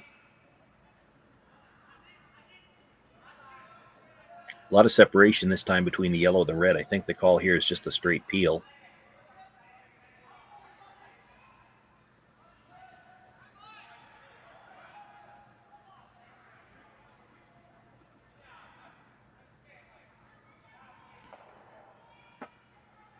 And it was. Tyler Tardy now will just take a look at these rocks in the house before he makes his way down.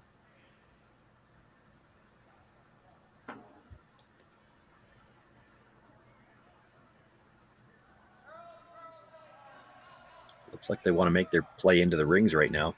You know, if you throw one too many guards, eventually Matthew Hall's just going to put the broom down, hit the nose on the yellow at the top of the forefoot.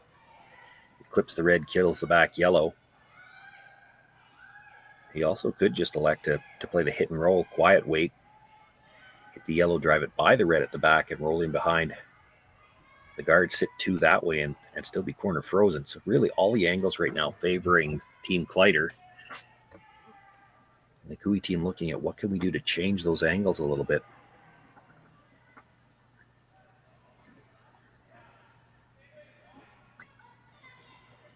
Tyler's first thought, come down, get to the inside of the yellow, tap it back, try to roll your shooter in behind cover. Not sure you can break up the red yellow at the back like that. So the other shot they're looking at is tap the yellow onto the red, roll a shooter towards the corner. I have to think if they're playing that, they're going to want to play it with enough weight to just move that back yellow back a little bit. Just that's what they're indicating right now. So you'd probably have to have, well, through weight, because you're looking to move a third stone, almost hack.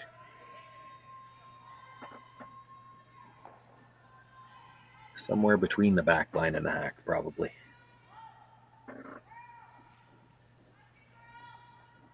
I think that's what they settled on. They're going to hit the outside half of the yellow stone, try to roll the shooter to the edge of the 8-foot, yellow onto red onto yellow, just tap the back yellow back, and hopefully leave the yellow frozen to the red in the button.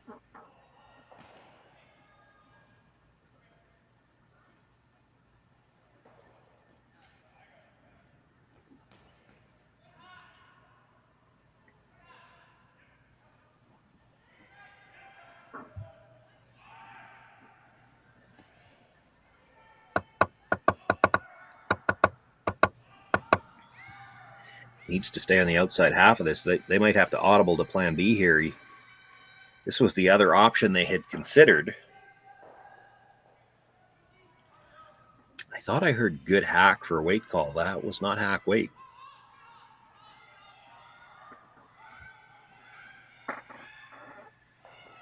Now, I will say I thought I heard good hack, but that's not to say necessarily that I heard it from this sheet.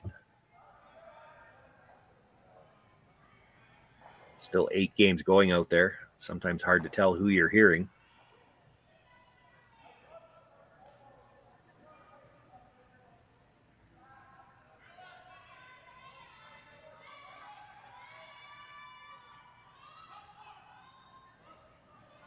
Matthew Hall looking at what can they do with that red guard. Going to try to run it back towards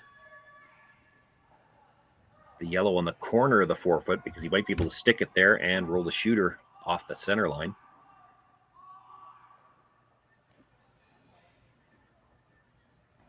If he's a little thick on the first one, he might be able to pick the one out of the top of the 4-foot as well. He's got a few options here. Has to stay on the high side, though. Drives it back, does get the stone at the back of the 4-foot, and hangs the raise stone on edge of the 12.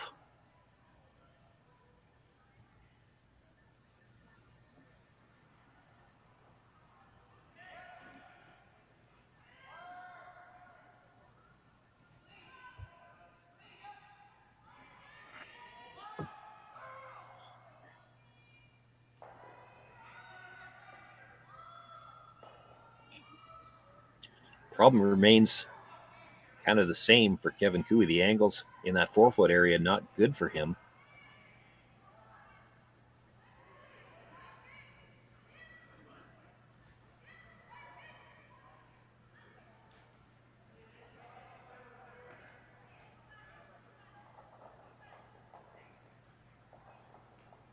Nose hit on the yellow stone would make both yellows go away and the red might stay. So Kevin's going to make a play to change those angles. I have to think the play here is to come just ever so slightly across the face, try to tap the yellow at the top of the 4-foot onto the red at the back of the 4. Break up that angle freeze at the back. You'd love to stay frozen at the back of the 4-foot after you tap this up.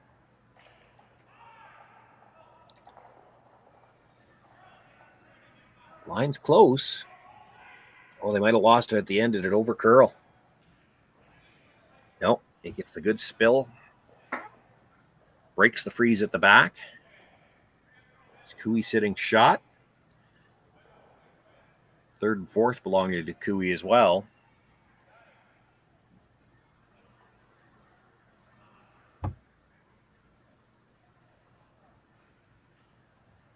Now Matthew Hall with a bit of a dilemma. How do you move that Cooey shot stone in?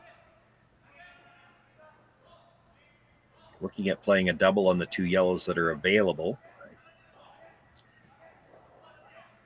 Looking at off the yellow to kill it and come into the red.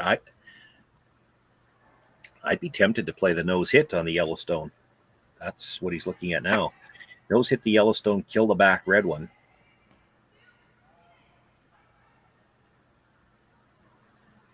Boy, that's really tough. Looking at thin off the yellow, come into the shot stone. It's going to clip the red behind it. You might be able to get it out of play. But you'd leave a double in the middle.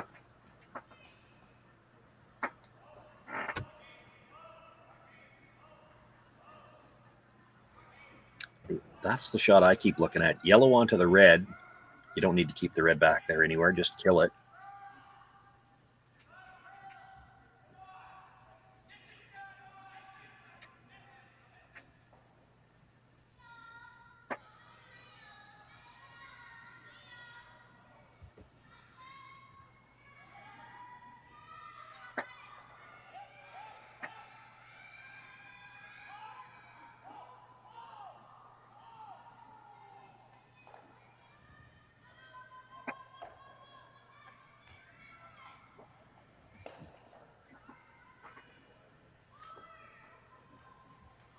Eyeing up, I think that was Trevor Johnson eyeing up. Can you pick that yellow thin enough to miss the red, double the other yellow at the back of the 8-foot? The reason he's thinking about trying to double two yellows now is if you've got if you can make a double here and you're only one double away from perhaps scoring two or three.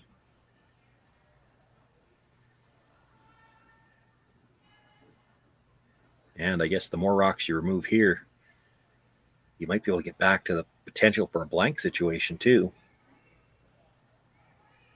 Looks like that's the one they've settled on. They're going to try to pick that yellow clean over the top of the red, catch the back yellow. You'd lose the shooter.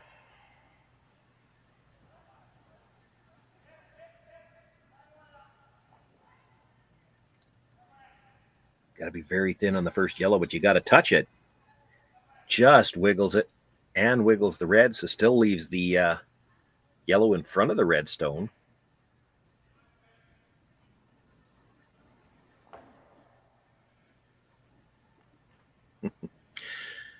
Still leaves a dilemma for Kevin Cooey. You can't really guard that shot. You'd let him play the paper thin double. But if he makes it, it's for two, or at least a sit two. We're still on just Skip's first stones here.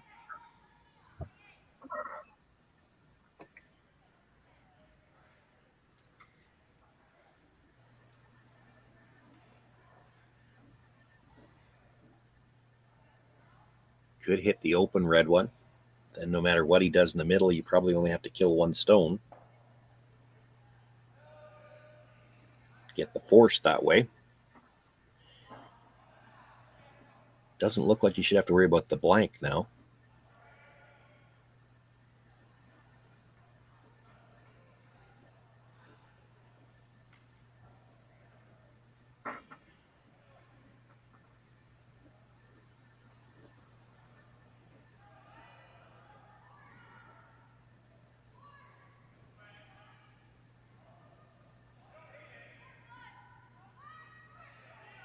Shock Gauthier was looking at a stone in the top of the 12-foot. Don't like that. It would leave two chances for the double, either the straight back or the thin in off. I think that's what Kevin said as well.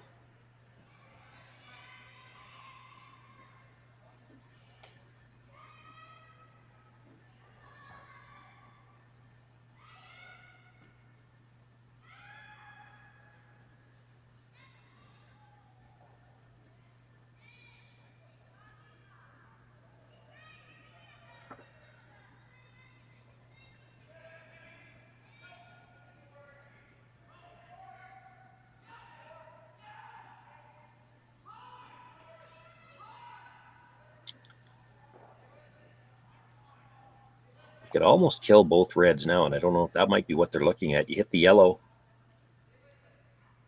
about 7/8, roll towards the one, even if you don't kill it, just roll towards the one on the corner. You'd kill the stone at the back 8-foot.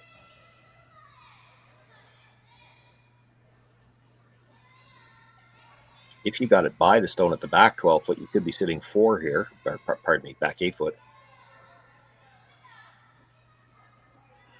It's not really a steal situation, but you should have the force at that point.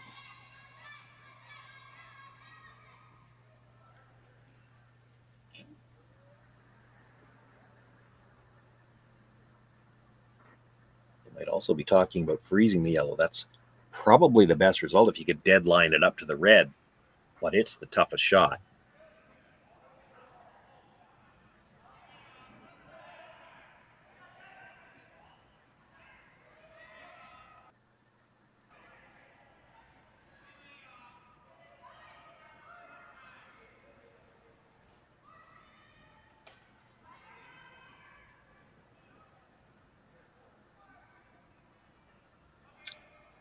They certainly have considered all the options. I think Kevin Cooey's going to go back to, it was one of his earlier thoughts, was just hit this red stone that's out in the open.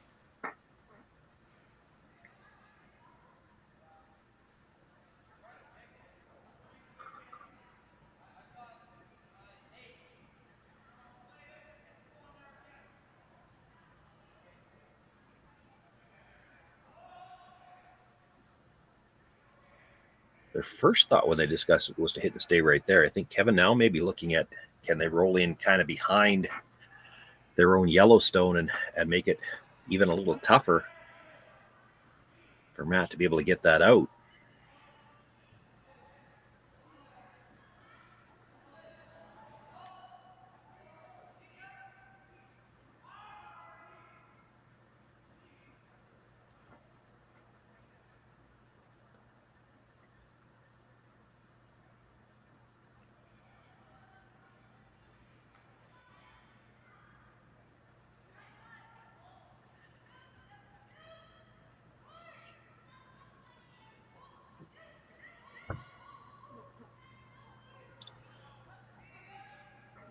Just the skip stones left to come here in the 7th end of a tie game. Kevin Cooey with his first. Looking to hit the stone on the edge of the 12-foot. Does look like they called it to stay right there.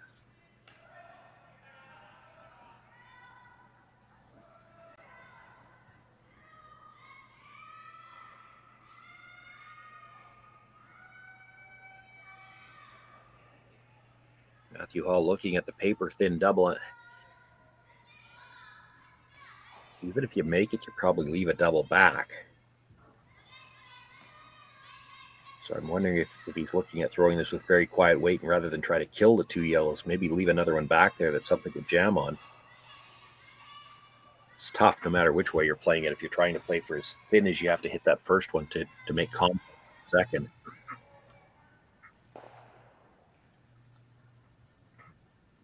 Doesn't do you any good to hit the first one thick enough to come over the top of the second and push it straight back. You've got to get into at least a little bit of the side. You got to get it off that red stone behind it.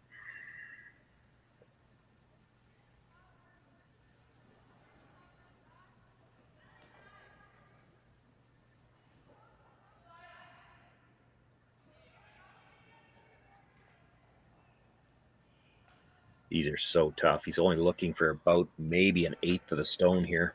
I think if you hit a quarter, you're still coming to the top half of that yellow, and it's going to put it onto the red behind it.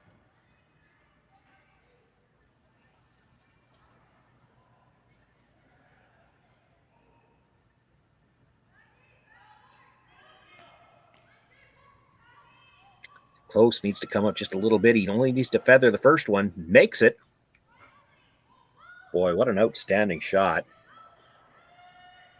Matthew Hall making the double, leaves himself sitting 2.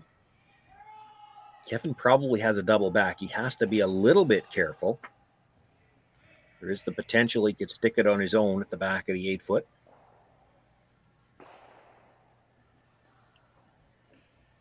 You could play it over the top, then there's no chance of a jam. You'll lose the shooter, still sitting 2. He'd probably get the force. Can't imagine you'd take on the double for the blank. You'd have to double and roll out.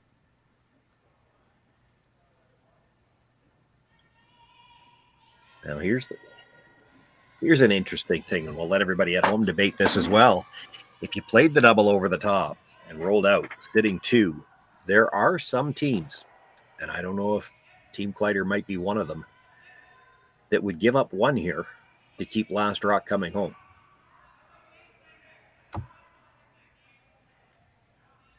That might as well be part of the conversation for Kevin Cooey. If you make the double, the nose hit double, get across the back of the second yellow at the back, or I guess it's 4th. If you get across the top of that one, you'd be sitting 3.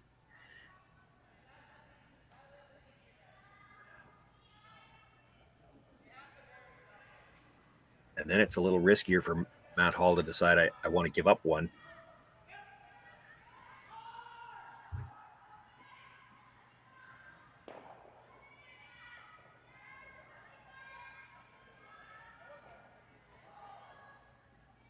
So it looks like that's the way he's going to play it. Maybe just a hair high side, catch the second one thick enough to go over the top of the yellow.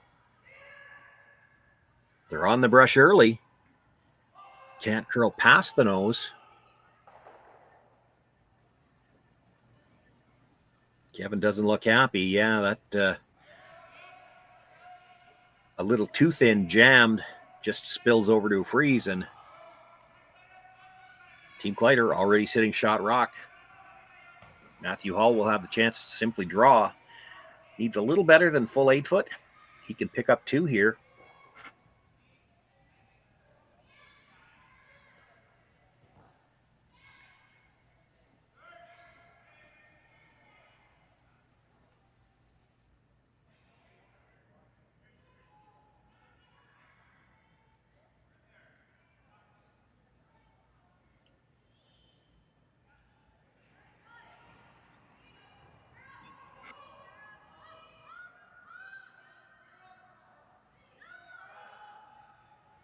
Matthew Hall throwing the skip stones for the Kleiter team today. Needs a little better than full 8 foot with his final stone to pick up the deuce. He's got 1 already. Trevor Johnson on the brush, picking it up a little harder just outside the hog line. Got a nice line, comes into the top of the 4 foot. Put another deuce on the board for Team Kleiter. They'll have a 6-4 lead now after 7 ends of play. Kevin Cooey with last rock in the 8th. Men's quarterfinal action here from the Saville Shootout in Edmonton.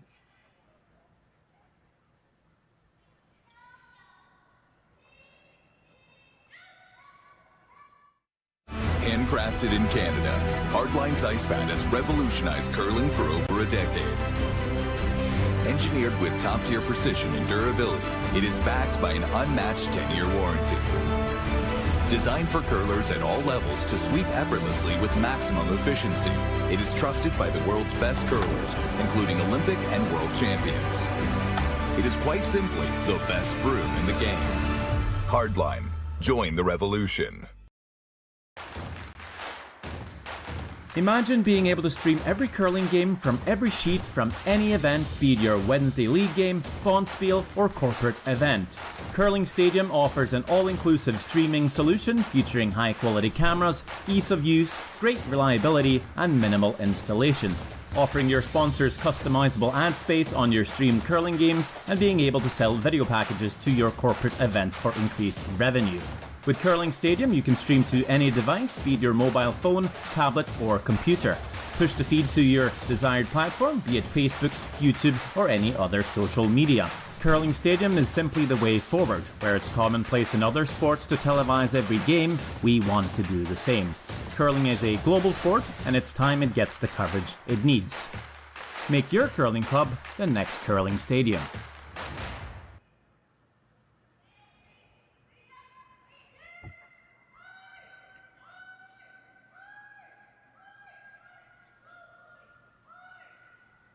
Shawn Joyce with you here live. Men's quarterfinal action from the Saville Shootout. Kevin Cooey trailing Rylan Kleiter by a score of 6-4 as we begin play here in the 8th end. Cooey does have last rock. We'll need a deuce to get into the extra end. He'll try set up for a possible 3 if he can. Kleiter started the end off with the center guard. Team Cooey throws the corner. Trevor Johnson being asked to come around.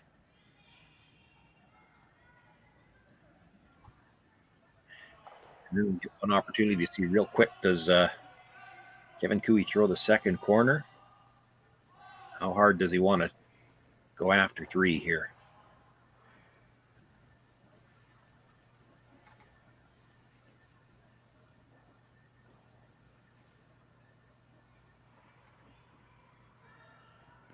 Well, that stone comes to rest. It is buried, but back 4 foot.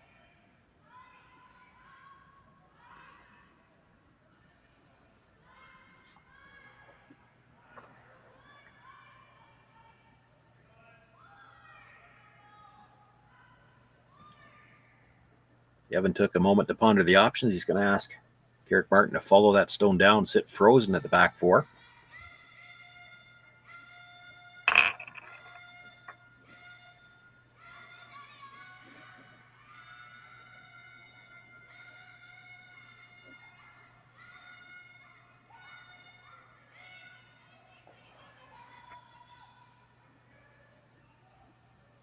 Both brushers on it. That must mean they need to go for weight. He's got good line yet.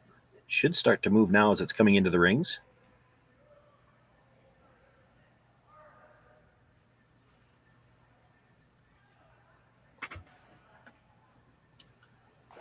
Gets the top corner of the button. It is shot rock.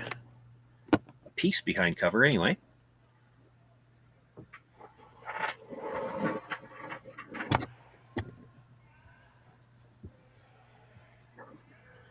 Trevor Johnson looking to follow it down, sit on the inside corner if he could.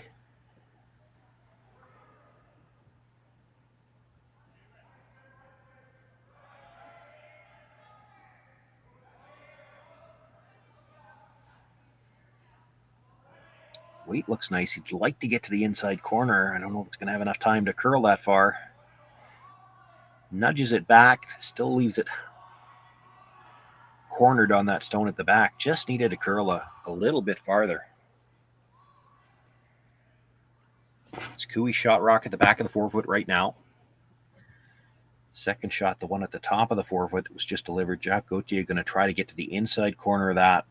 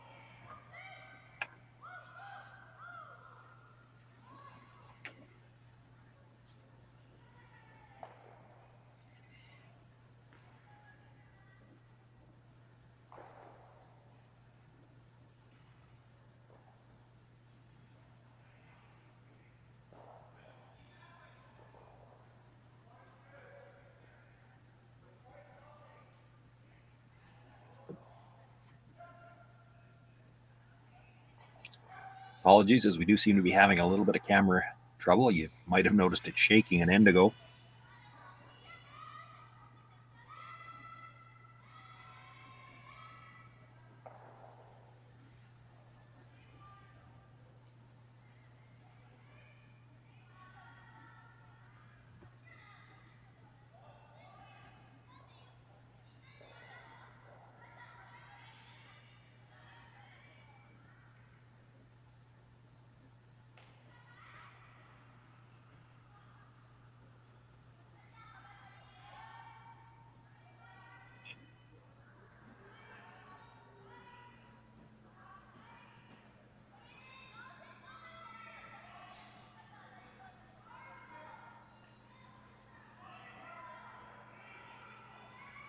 There we go.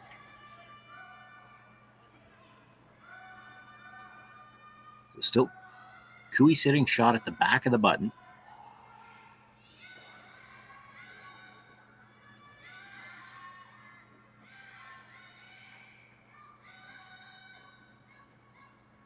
tend to think that was a little light. You would imagine the call there was they were probably trying to corner freeze the Yellowstone at the top of the 4-foot.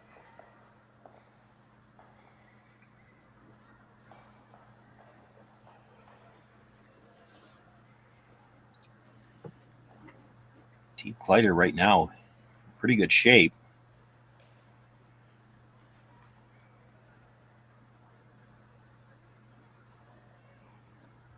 Looking at what Kevin Cooey might have available to run back in the middle, but they know he's probably going to have to do something to clean up the middle right now. It came right down to the end of the game right now. Kevin Cooey might have the long angle run in, the yellow onto the yellow at the top of the 8-foot, catch the red at the top of the 4, onto the yellow at the back of the 4, onto the red at the back of the 4. And he might be able, it might be a shot for 3. You wouldn't worry about that yet. Kevin Cooey's going to try to do something in the middle. Matthew Hall to figure out what they've got and what they can do about it. Hard to tell what he can do off that yellow stone. It didn't get underneath the red, so I don't know that he could run it towards the red at the 12-foot.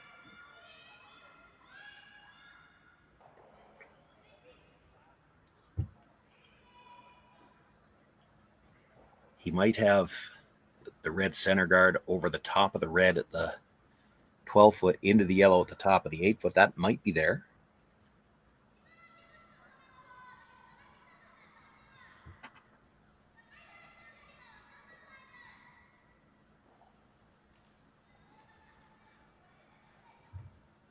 But I think the indication, it looks like they're trying to guard the yellow stone that was just thrown.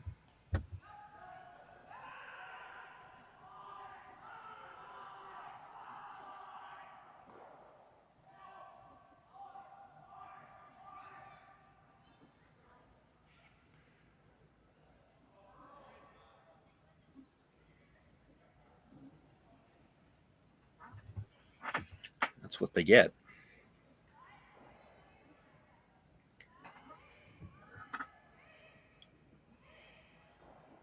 Tyler's looking at the angle run, not necessarily at the ones in the rings, using it to make a triple peel. It would open up a draw path on that side as well.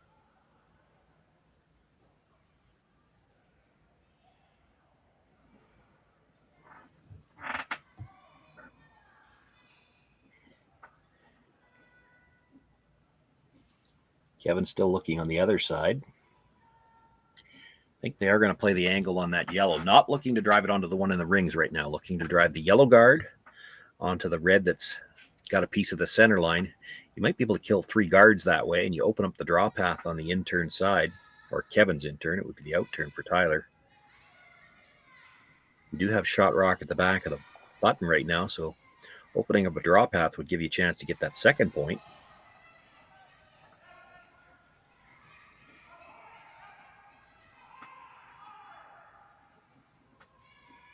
Got to stay on the outside of this yellow, though. He's going to over-curl. And now I don't think there's any chance he could see enough of it to drive it onto the yellow in the rings. A little surprised they threw it that quiet. Yes, I know they wanted to keep some rocks in play, but you're trying to move 3 of them as well.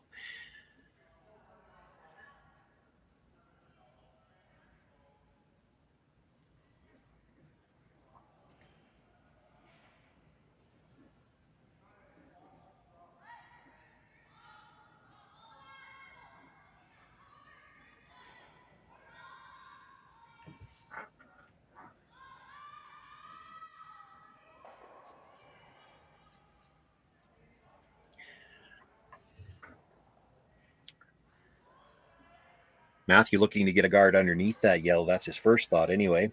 And the thinking there has to be that if they play that same type of shot to try the triple peel, they're still going to have the draw path plugged.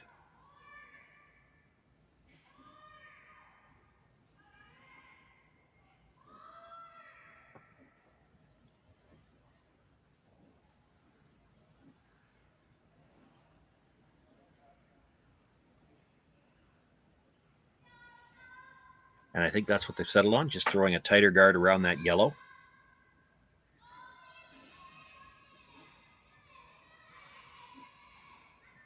take away the draw path. There's probably a draw path there now to get to the edge of the button. Doesn't look like it, but with the big late movement here at the Saville Center, you could probably get there.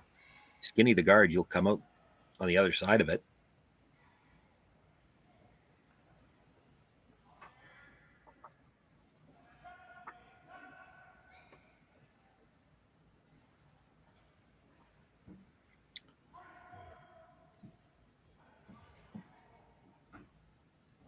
Had to go a little bit for line just to make sure they got by that guard now. Where's it going to stop?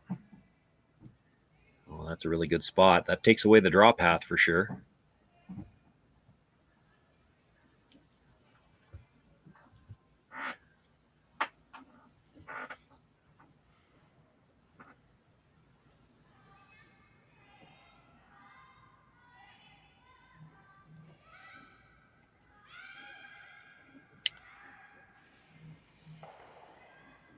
Kevin Cooley sits one at the back of the box. The issue is right now he doesn't really have a way to get a second one in, and I don't think he wants to be smashing either because he'd like to still keep that stone at the back protected a little bit. Can certainly play some rocks in. Judging from the way they threw the last one, it looks like they want to keep rocks in play, so they didn't want to throw a lot of weight. Need to open something up here, though.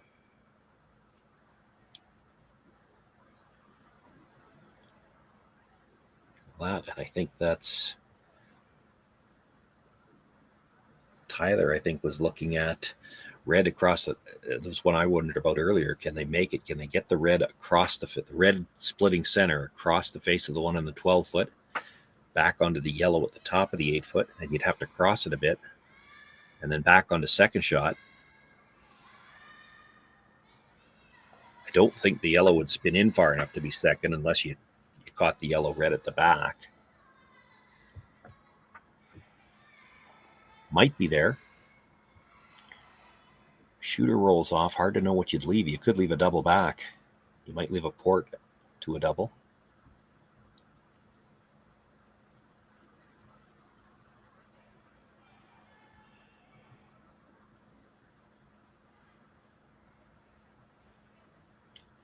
Jacques Gauthier looking at the run back on the long yellow guard to double the two reds at the top. Not sure what that gets you.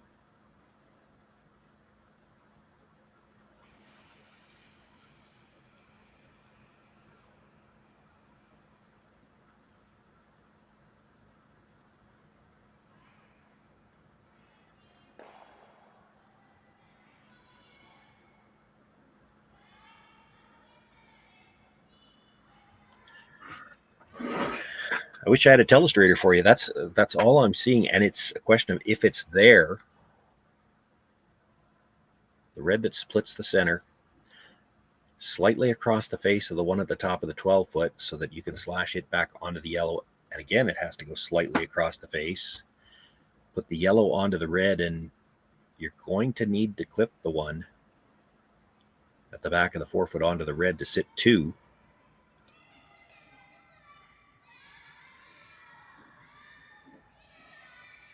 Not that it's critical that you sit 2 right now. I don't see any other way to open things up.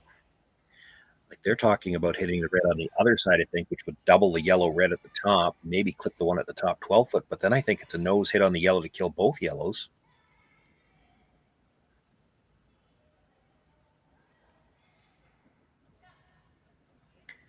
I guess if you're playing that, you're probably not playing with big weight if they're playing that. They probably want to leave one of those reds on the corner so they can come off, but that could work.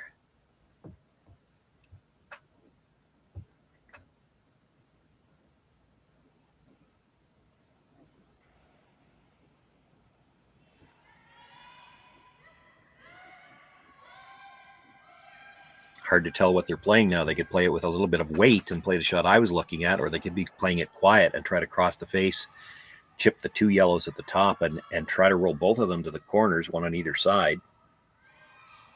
Looks like they're playing the shot I called, but they're going to be a little thin on the first one. Works out. Not exactly the way you drew it up, but unfortunately, we leave that redstone at the top of the 8-foot in a spot that Matthew Hall might be able to play a run with it. It's a short run.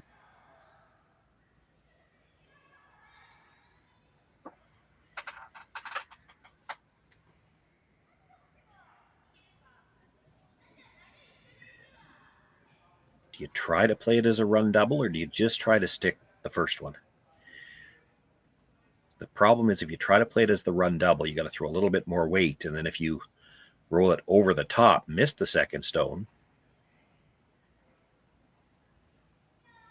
gives Kevin Cooey the chance to draw and try to get his 2. If you stick it in there, he's still got to deal with the stone that you run back.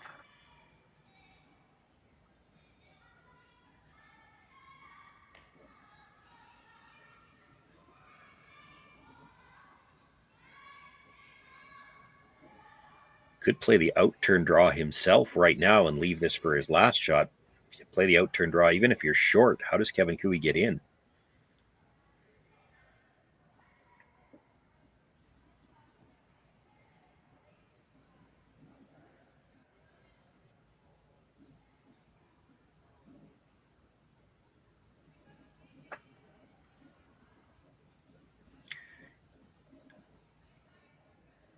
Looks like he's opting for the tap back onto the stone that's in front of the tee line. He could play it the other way too. He could hit it just a hair off the nose, almost straight back, catch the one at the back corner of the button, pump it through the hole.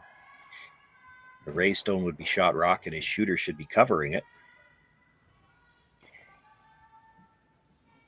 To play it this way, he's going to be across the face a little bit more, and drive it onto the stone in front of the tee line, try to spin it back in front of the other one.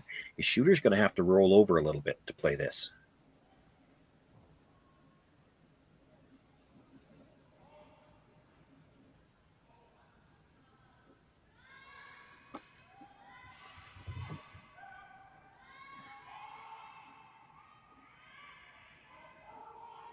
Trying to hold the line. Well, they might have got caught in between.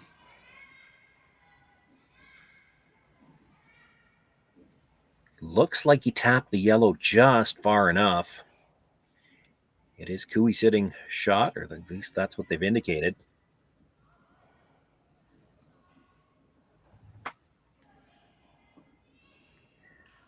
Kevin's probably got the out-turn draw. He probably also has the nose hit on the stone that Matthew just delivered and could triple the reds.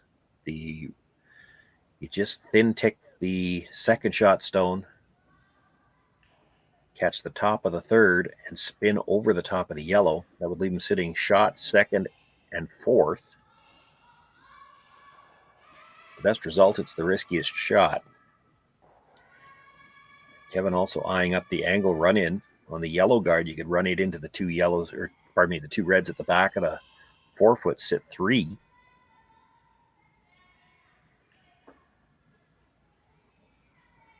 Don't know if that's a shot you'd play on your first one.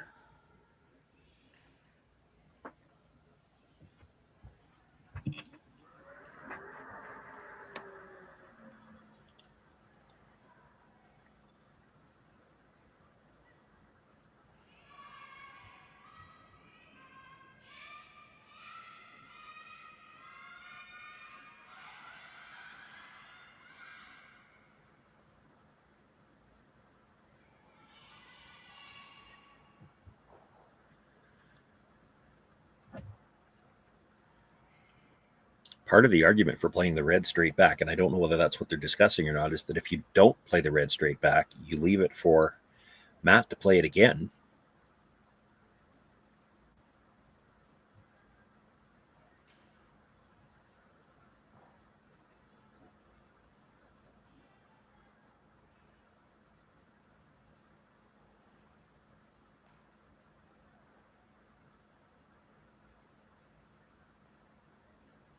Going to play it,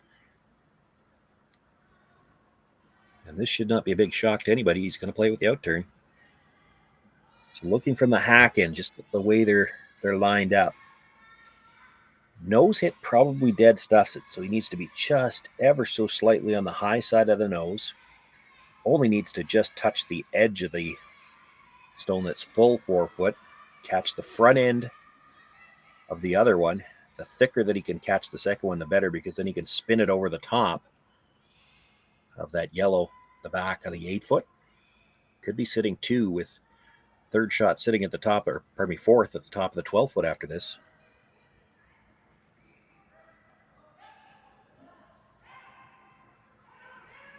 Wants to hit it just a sliver high. They might have lost the line.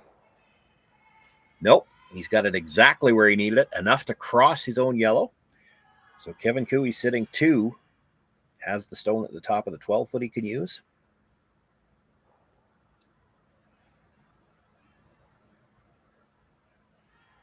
That was a great shot. Tough for Matt Hall to attempt any doubles either, because there's a lot of red rocks he can jam on.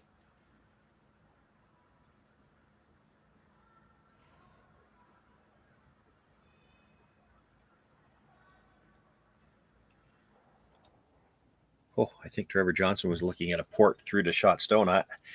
There's a port there, but I don't think you can fit a rock through it.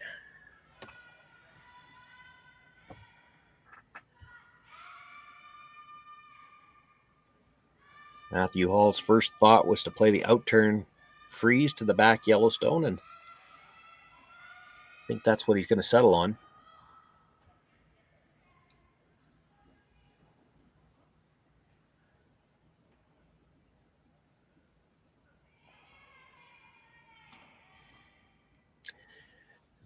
That's definitely there. The problem here would be that by the time you make that port, there's a chance you're over curling the freeze at the back. And if you do that, Kevin Cooey might have a shot to get it through for 3.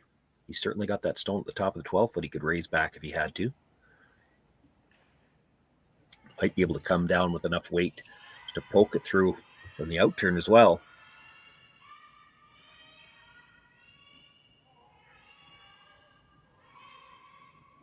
Final stone for Matthew Hall here in the 8th. He's leading by 2, but Kevin Cooey has last rock sitting 2 right now. Getting tight to that guard. Well, he's by the guard now, but can he hold the line to stay in front of the yellow? Taps it back a little bit, but leaves it for 3rd. Can Kevin Cooey make the double on the back 2 on the 2 reds? He might be looking at the run double.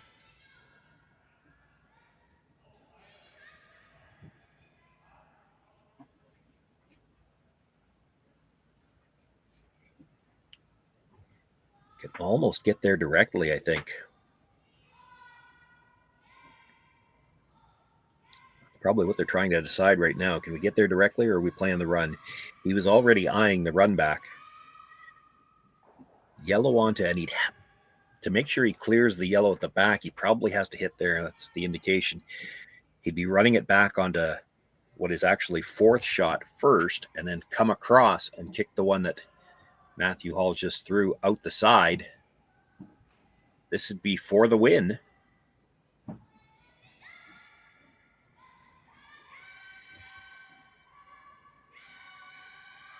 And I think probably has to be for the win one way or the other, because I don't see any way that he only gets 2 off this. He's either getting 3 or he's only getting 1.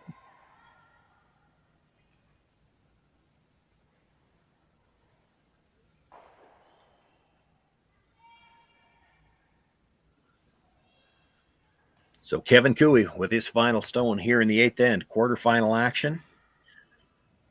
Looking for the run double for the win.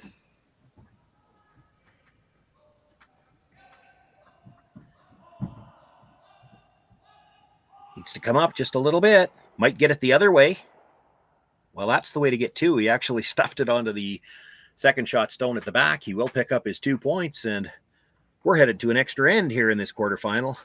Kevin Cooey, Rylan Kleiter. It'll be Team Kleiter with last rock in the extra.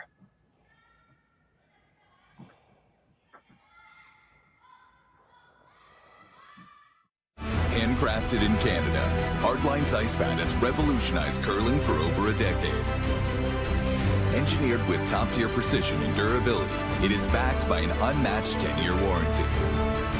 Designed for curlers at all levels to sweep effortlessly with maximum efficiency, it is trusted by the world's best curlers, including Olympic and world champions.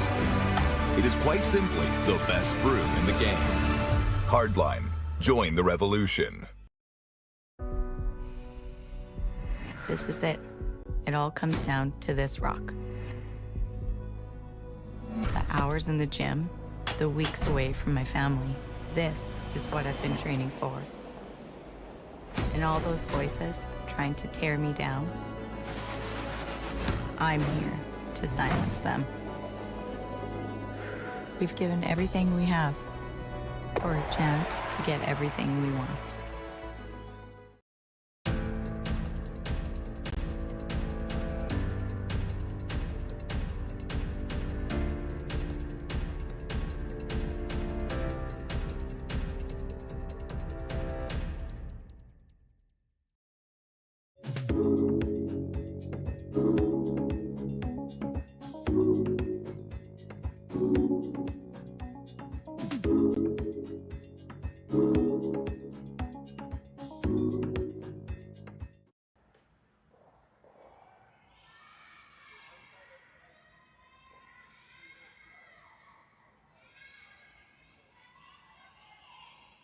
We're headed to an extra end in women's quarterfinal action.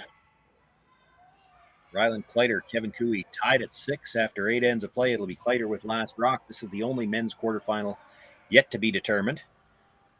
The winner of this game will move on to face Mike McEwen in one semifinal. The other one's already set as well. That'll have Jordan McDonald facing Reed Carruthers.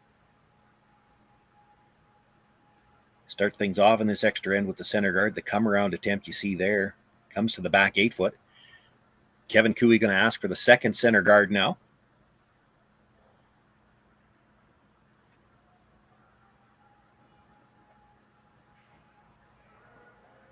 Shawn, Joyce with you here. We're live. Want to welcome all those who have joined us from some of these other games. We've had a barn burner here.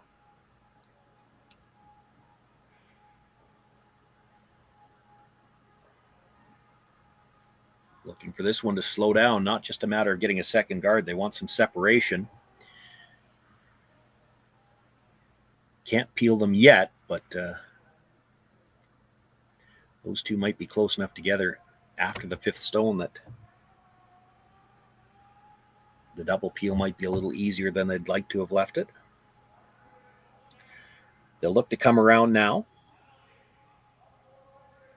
Want to get something in front of the tee line this time. That first draw attempt came deep.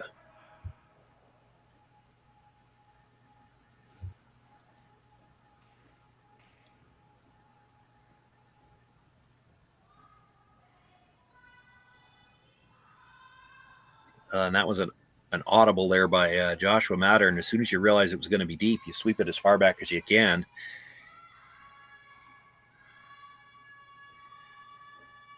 You'd hate to leave it just behind the button. They make the freeze, and now you can't get shot rock. I don't know if there's enough room as it is.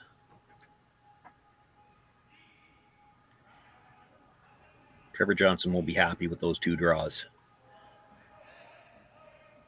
Jacques Gauthier needs to make a good one here, needs to lock this freeze on because those two guards out front are close enough together that the double peel's very makeable. There's a good look from the overhead. Yes, it's far enough back that if they freeze to it, you'll have room in front of it.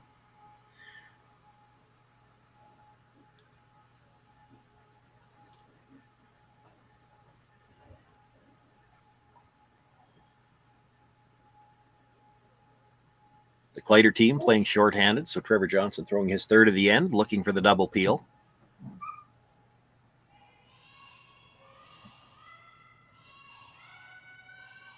Gets one, but will drive it by the second stone.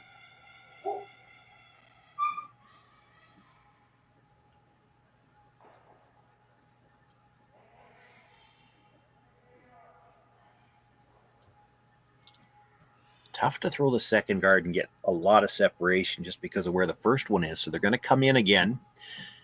If Jacques Gauthier can come right down in on top of the one he threw with his last one and leave it lined up to the Reds behind it, it'd be very hard to remove that shot stone.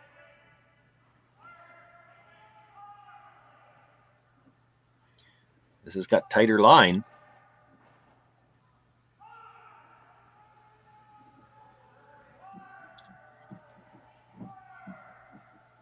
And a little less weight as well.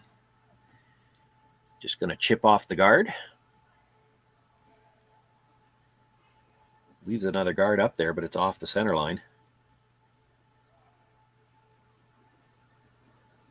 I think the only hesitation there for Matthews, do we need to play the double peel or just make sure this one goes away?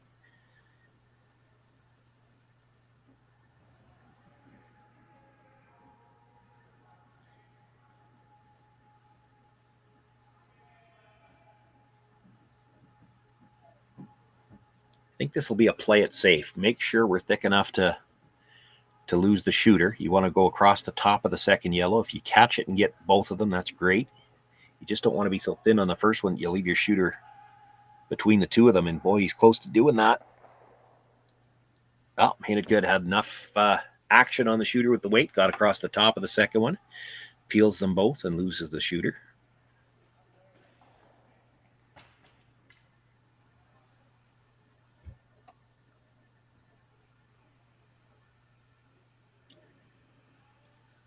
Well, no choice now for the QE team. They'll have to protect that shot rock, and you actually may see them content to just guard that right through. It is a good enough stone to steal with. Unfortunately, there's room for, unfortunately for the QE team, there is room for Matthew Hall to come down and snap it. So you may see Kevin have to play something other than a straight guard with his last one. He might wait right to his last one.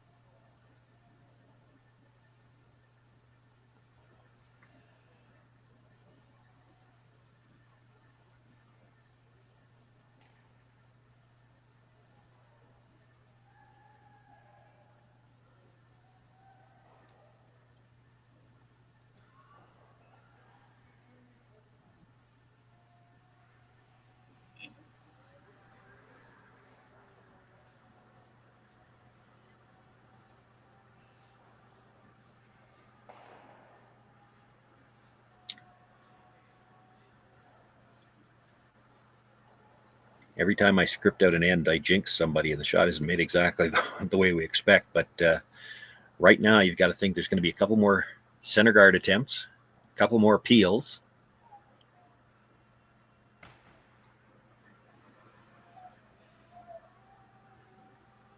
I do think Kevin Cooey might have to do something other than a straight guard on his last one now. Maybe he just comes in really tight.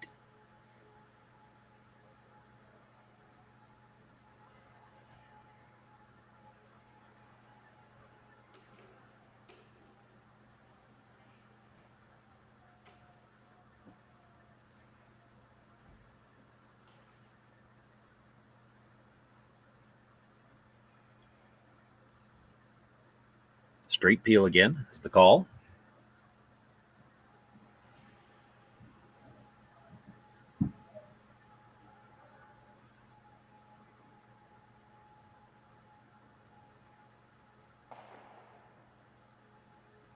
Kevin thinking about it now.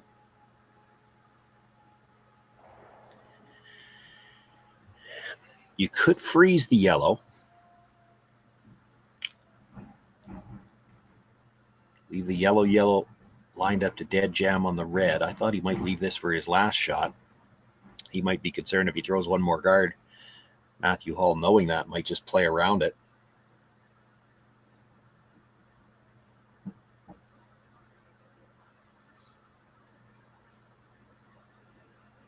And he might.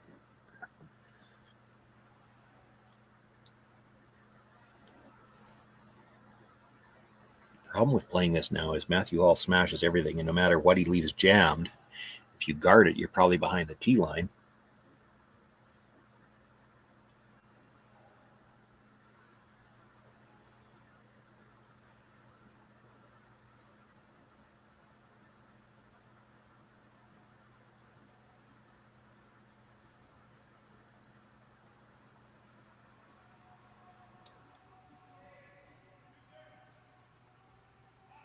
So looks like the call is the guard.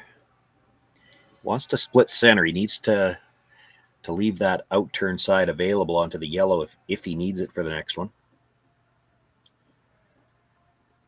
And that's the side that he needs to protect anyway. Matt can't really get rid of the yellow one from the out turn.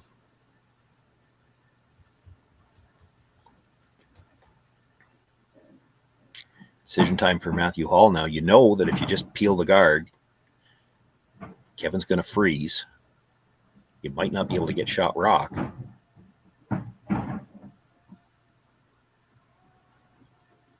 So what else can you play here? You can make the freeze yourself right now.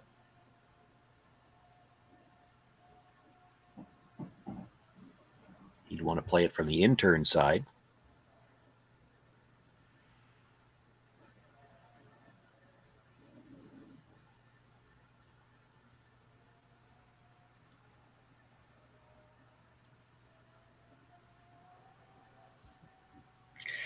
They're looking over top to see if they could get enough of the pinhole. I mean, the Yellowstone's not quite covering the center hole where the measuring stick goes in, but he's got a little bit of the center line. So if you were right on the face without moving it, I think the yellow would still be shot.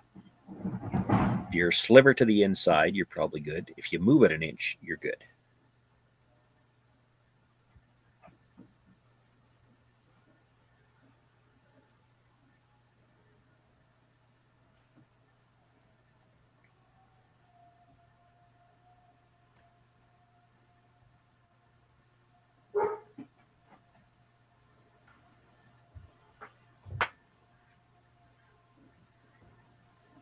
I'm almost certain they're playing the draw. I think they're just discussing, do we need to move it? Can we afford to be on an angle? If you're on an angle, what they'd be worried about, Kevin Cooey making the straight back run. That's what you see him indicating now.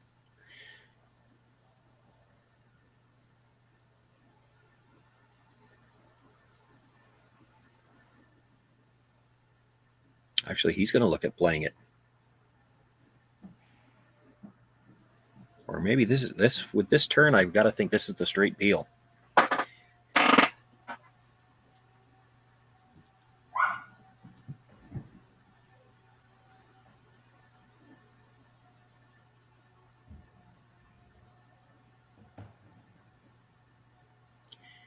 So he's decided to play the straight peel.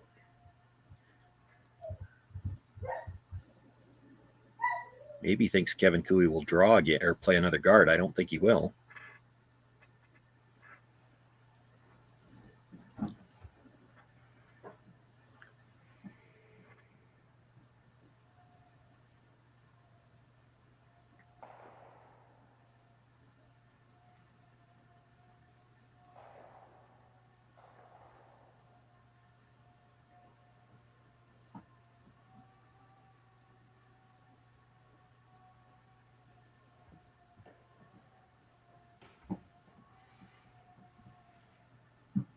So I think what they're talking about, well, you see a couple of options. Garrick Martin talking about throwing a tighter guard. Maybe make the draw more difficult, make him think about the hit. They could freeze tap. I think Kevin is talking about if we're going to freeze, we need to remove the back red stone just so that Matt can't just simply try to smash everything knowing that the one red's not going to go anywhere. It would leave if you move the back one. You could do that. Tap, tap. Yellow onto red. The back red would go. The yellow and the red aren't going to move very far. Your shooter's going to stay right there. Might mean that when he tries to blast the two reds out, or pardon me, the two yellows out, he could lose everything, including his shooter. We might see a 10th end.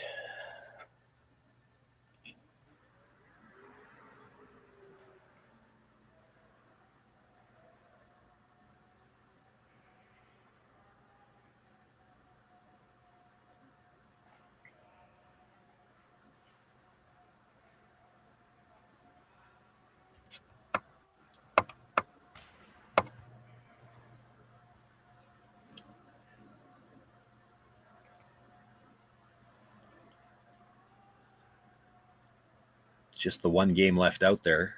You can't hear the ice machine in the background as well. I'm trying to hear them, but even with the camera mics, when it's just a little too quiet.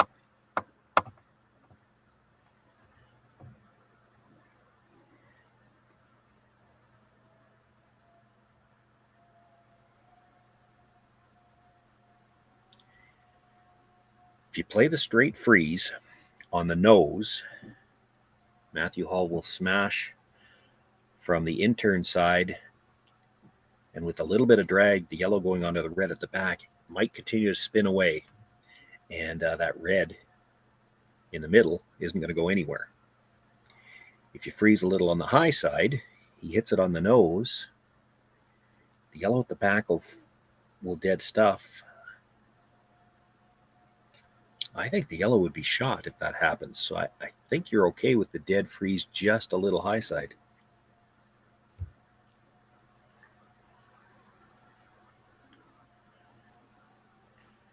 You could play the tight guard, say top 8 foot, just bite the top 8 foot and make him play the double, because it would make the double as tough as possible without leaving really a good path for the draw. If you play the long guard, Matt will play the intern draw to the face of that yellow. So if you're going to guard it, you'd have to play tight. I don't think they really considered that. They looked at it, but I don't think it was an option they ever really considered that hard.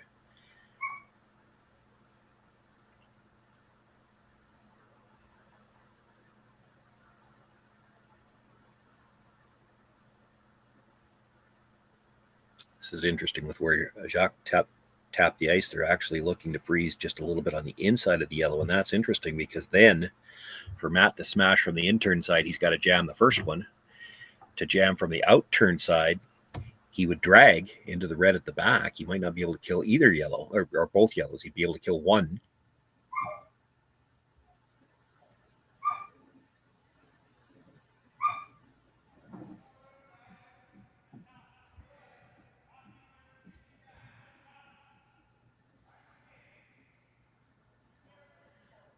Brusher's staying close. They have to wait on the line here. It takes so long for these to start to curl. Now it's really moving. I think they're just getting the guard here. Looks like that might have been what they were playing the whole way, is just the guard, but they certainly would have liked to have it tighter than that. That does not make this shot very difficult at all. Still has to be made, but well, I'm surprised Matt's looking at playing it with this kind of weight. He's looking at killing the yellow.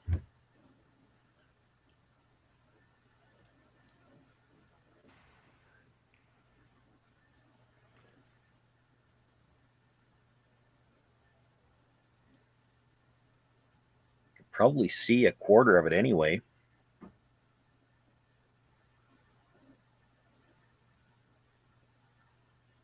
Really doesn't need to be tight by the guard either. All the movement's late.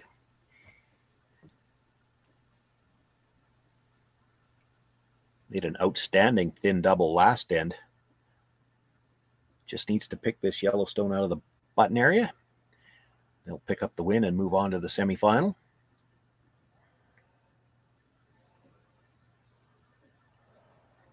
A little bit of a backwards motion when he released. Going to start to curl now, but that backwards motion will hold it straight for a long time. Doing everything they can to get some curl. He's going to get a touch on that stone. Will it be enough? Yes. Matthew Hall, an outstanding final stone, taps it back. He'll pick up 2. More importantly, he picks up the win here in the extra end over Kevin Cooey. And that'll move Team Kleiter into the semifinal, where they'll face Mike McEwen. That game's scheduled to start in about 25 minutes, and we might be a little bit late now. Stay with us for all of the games here. 2 men's semifinals, 2 women's semifinals, both on the air in 25 minutes.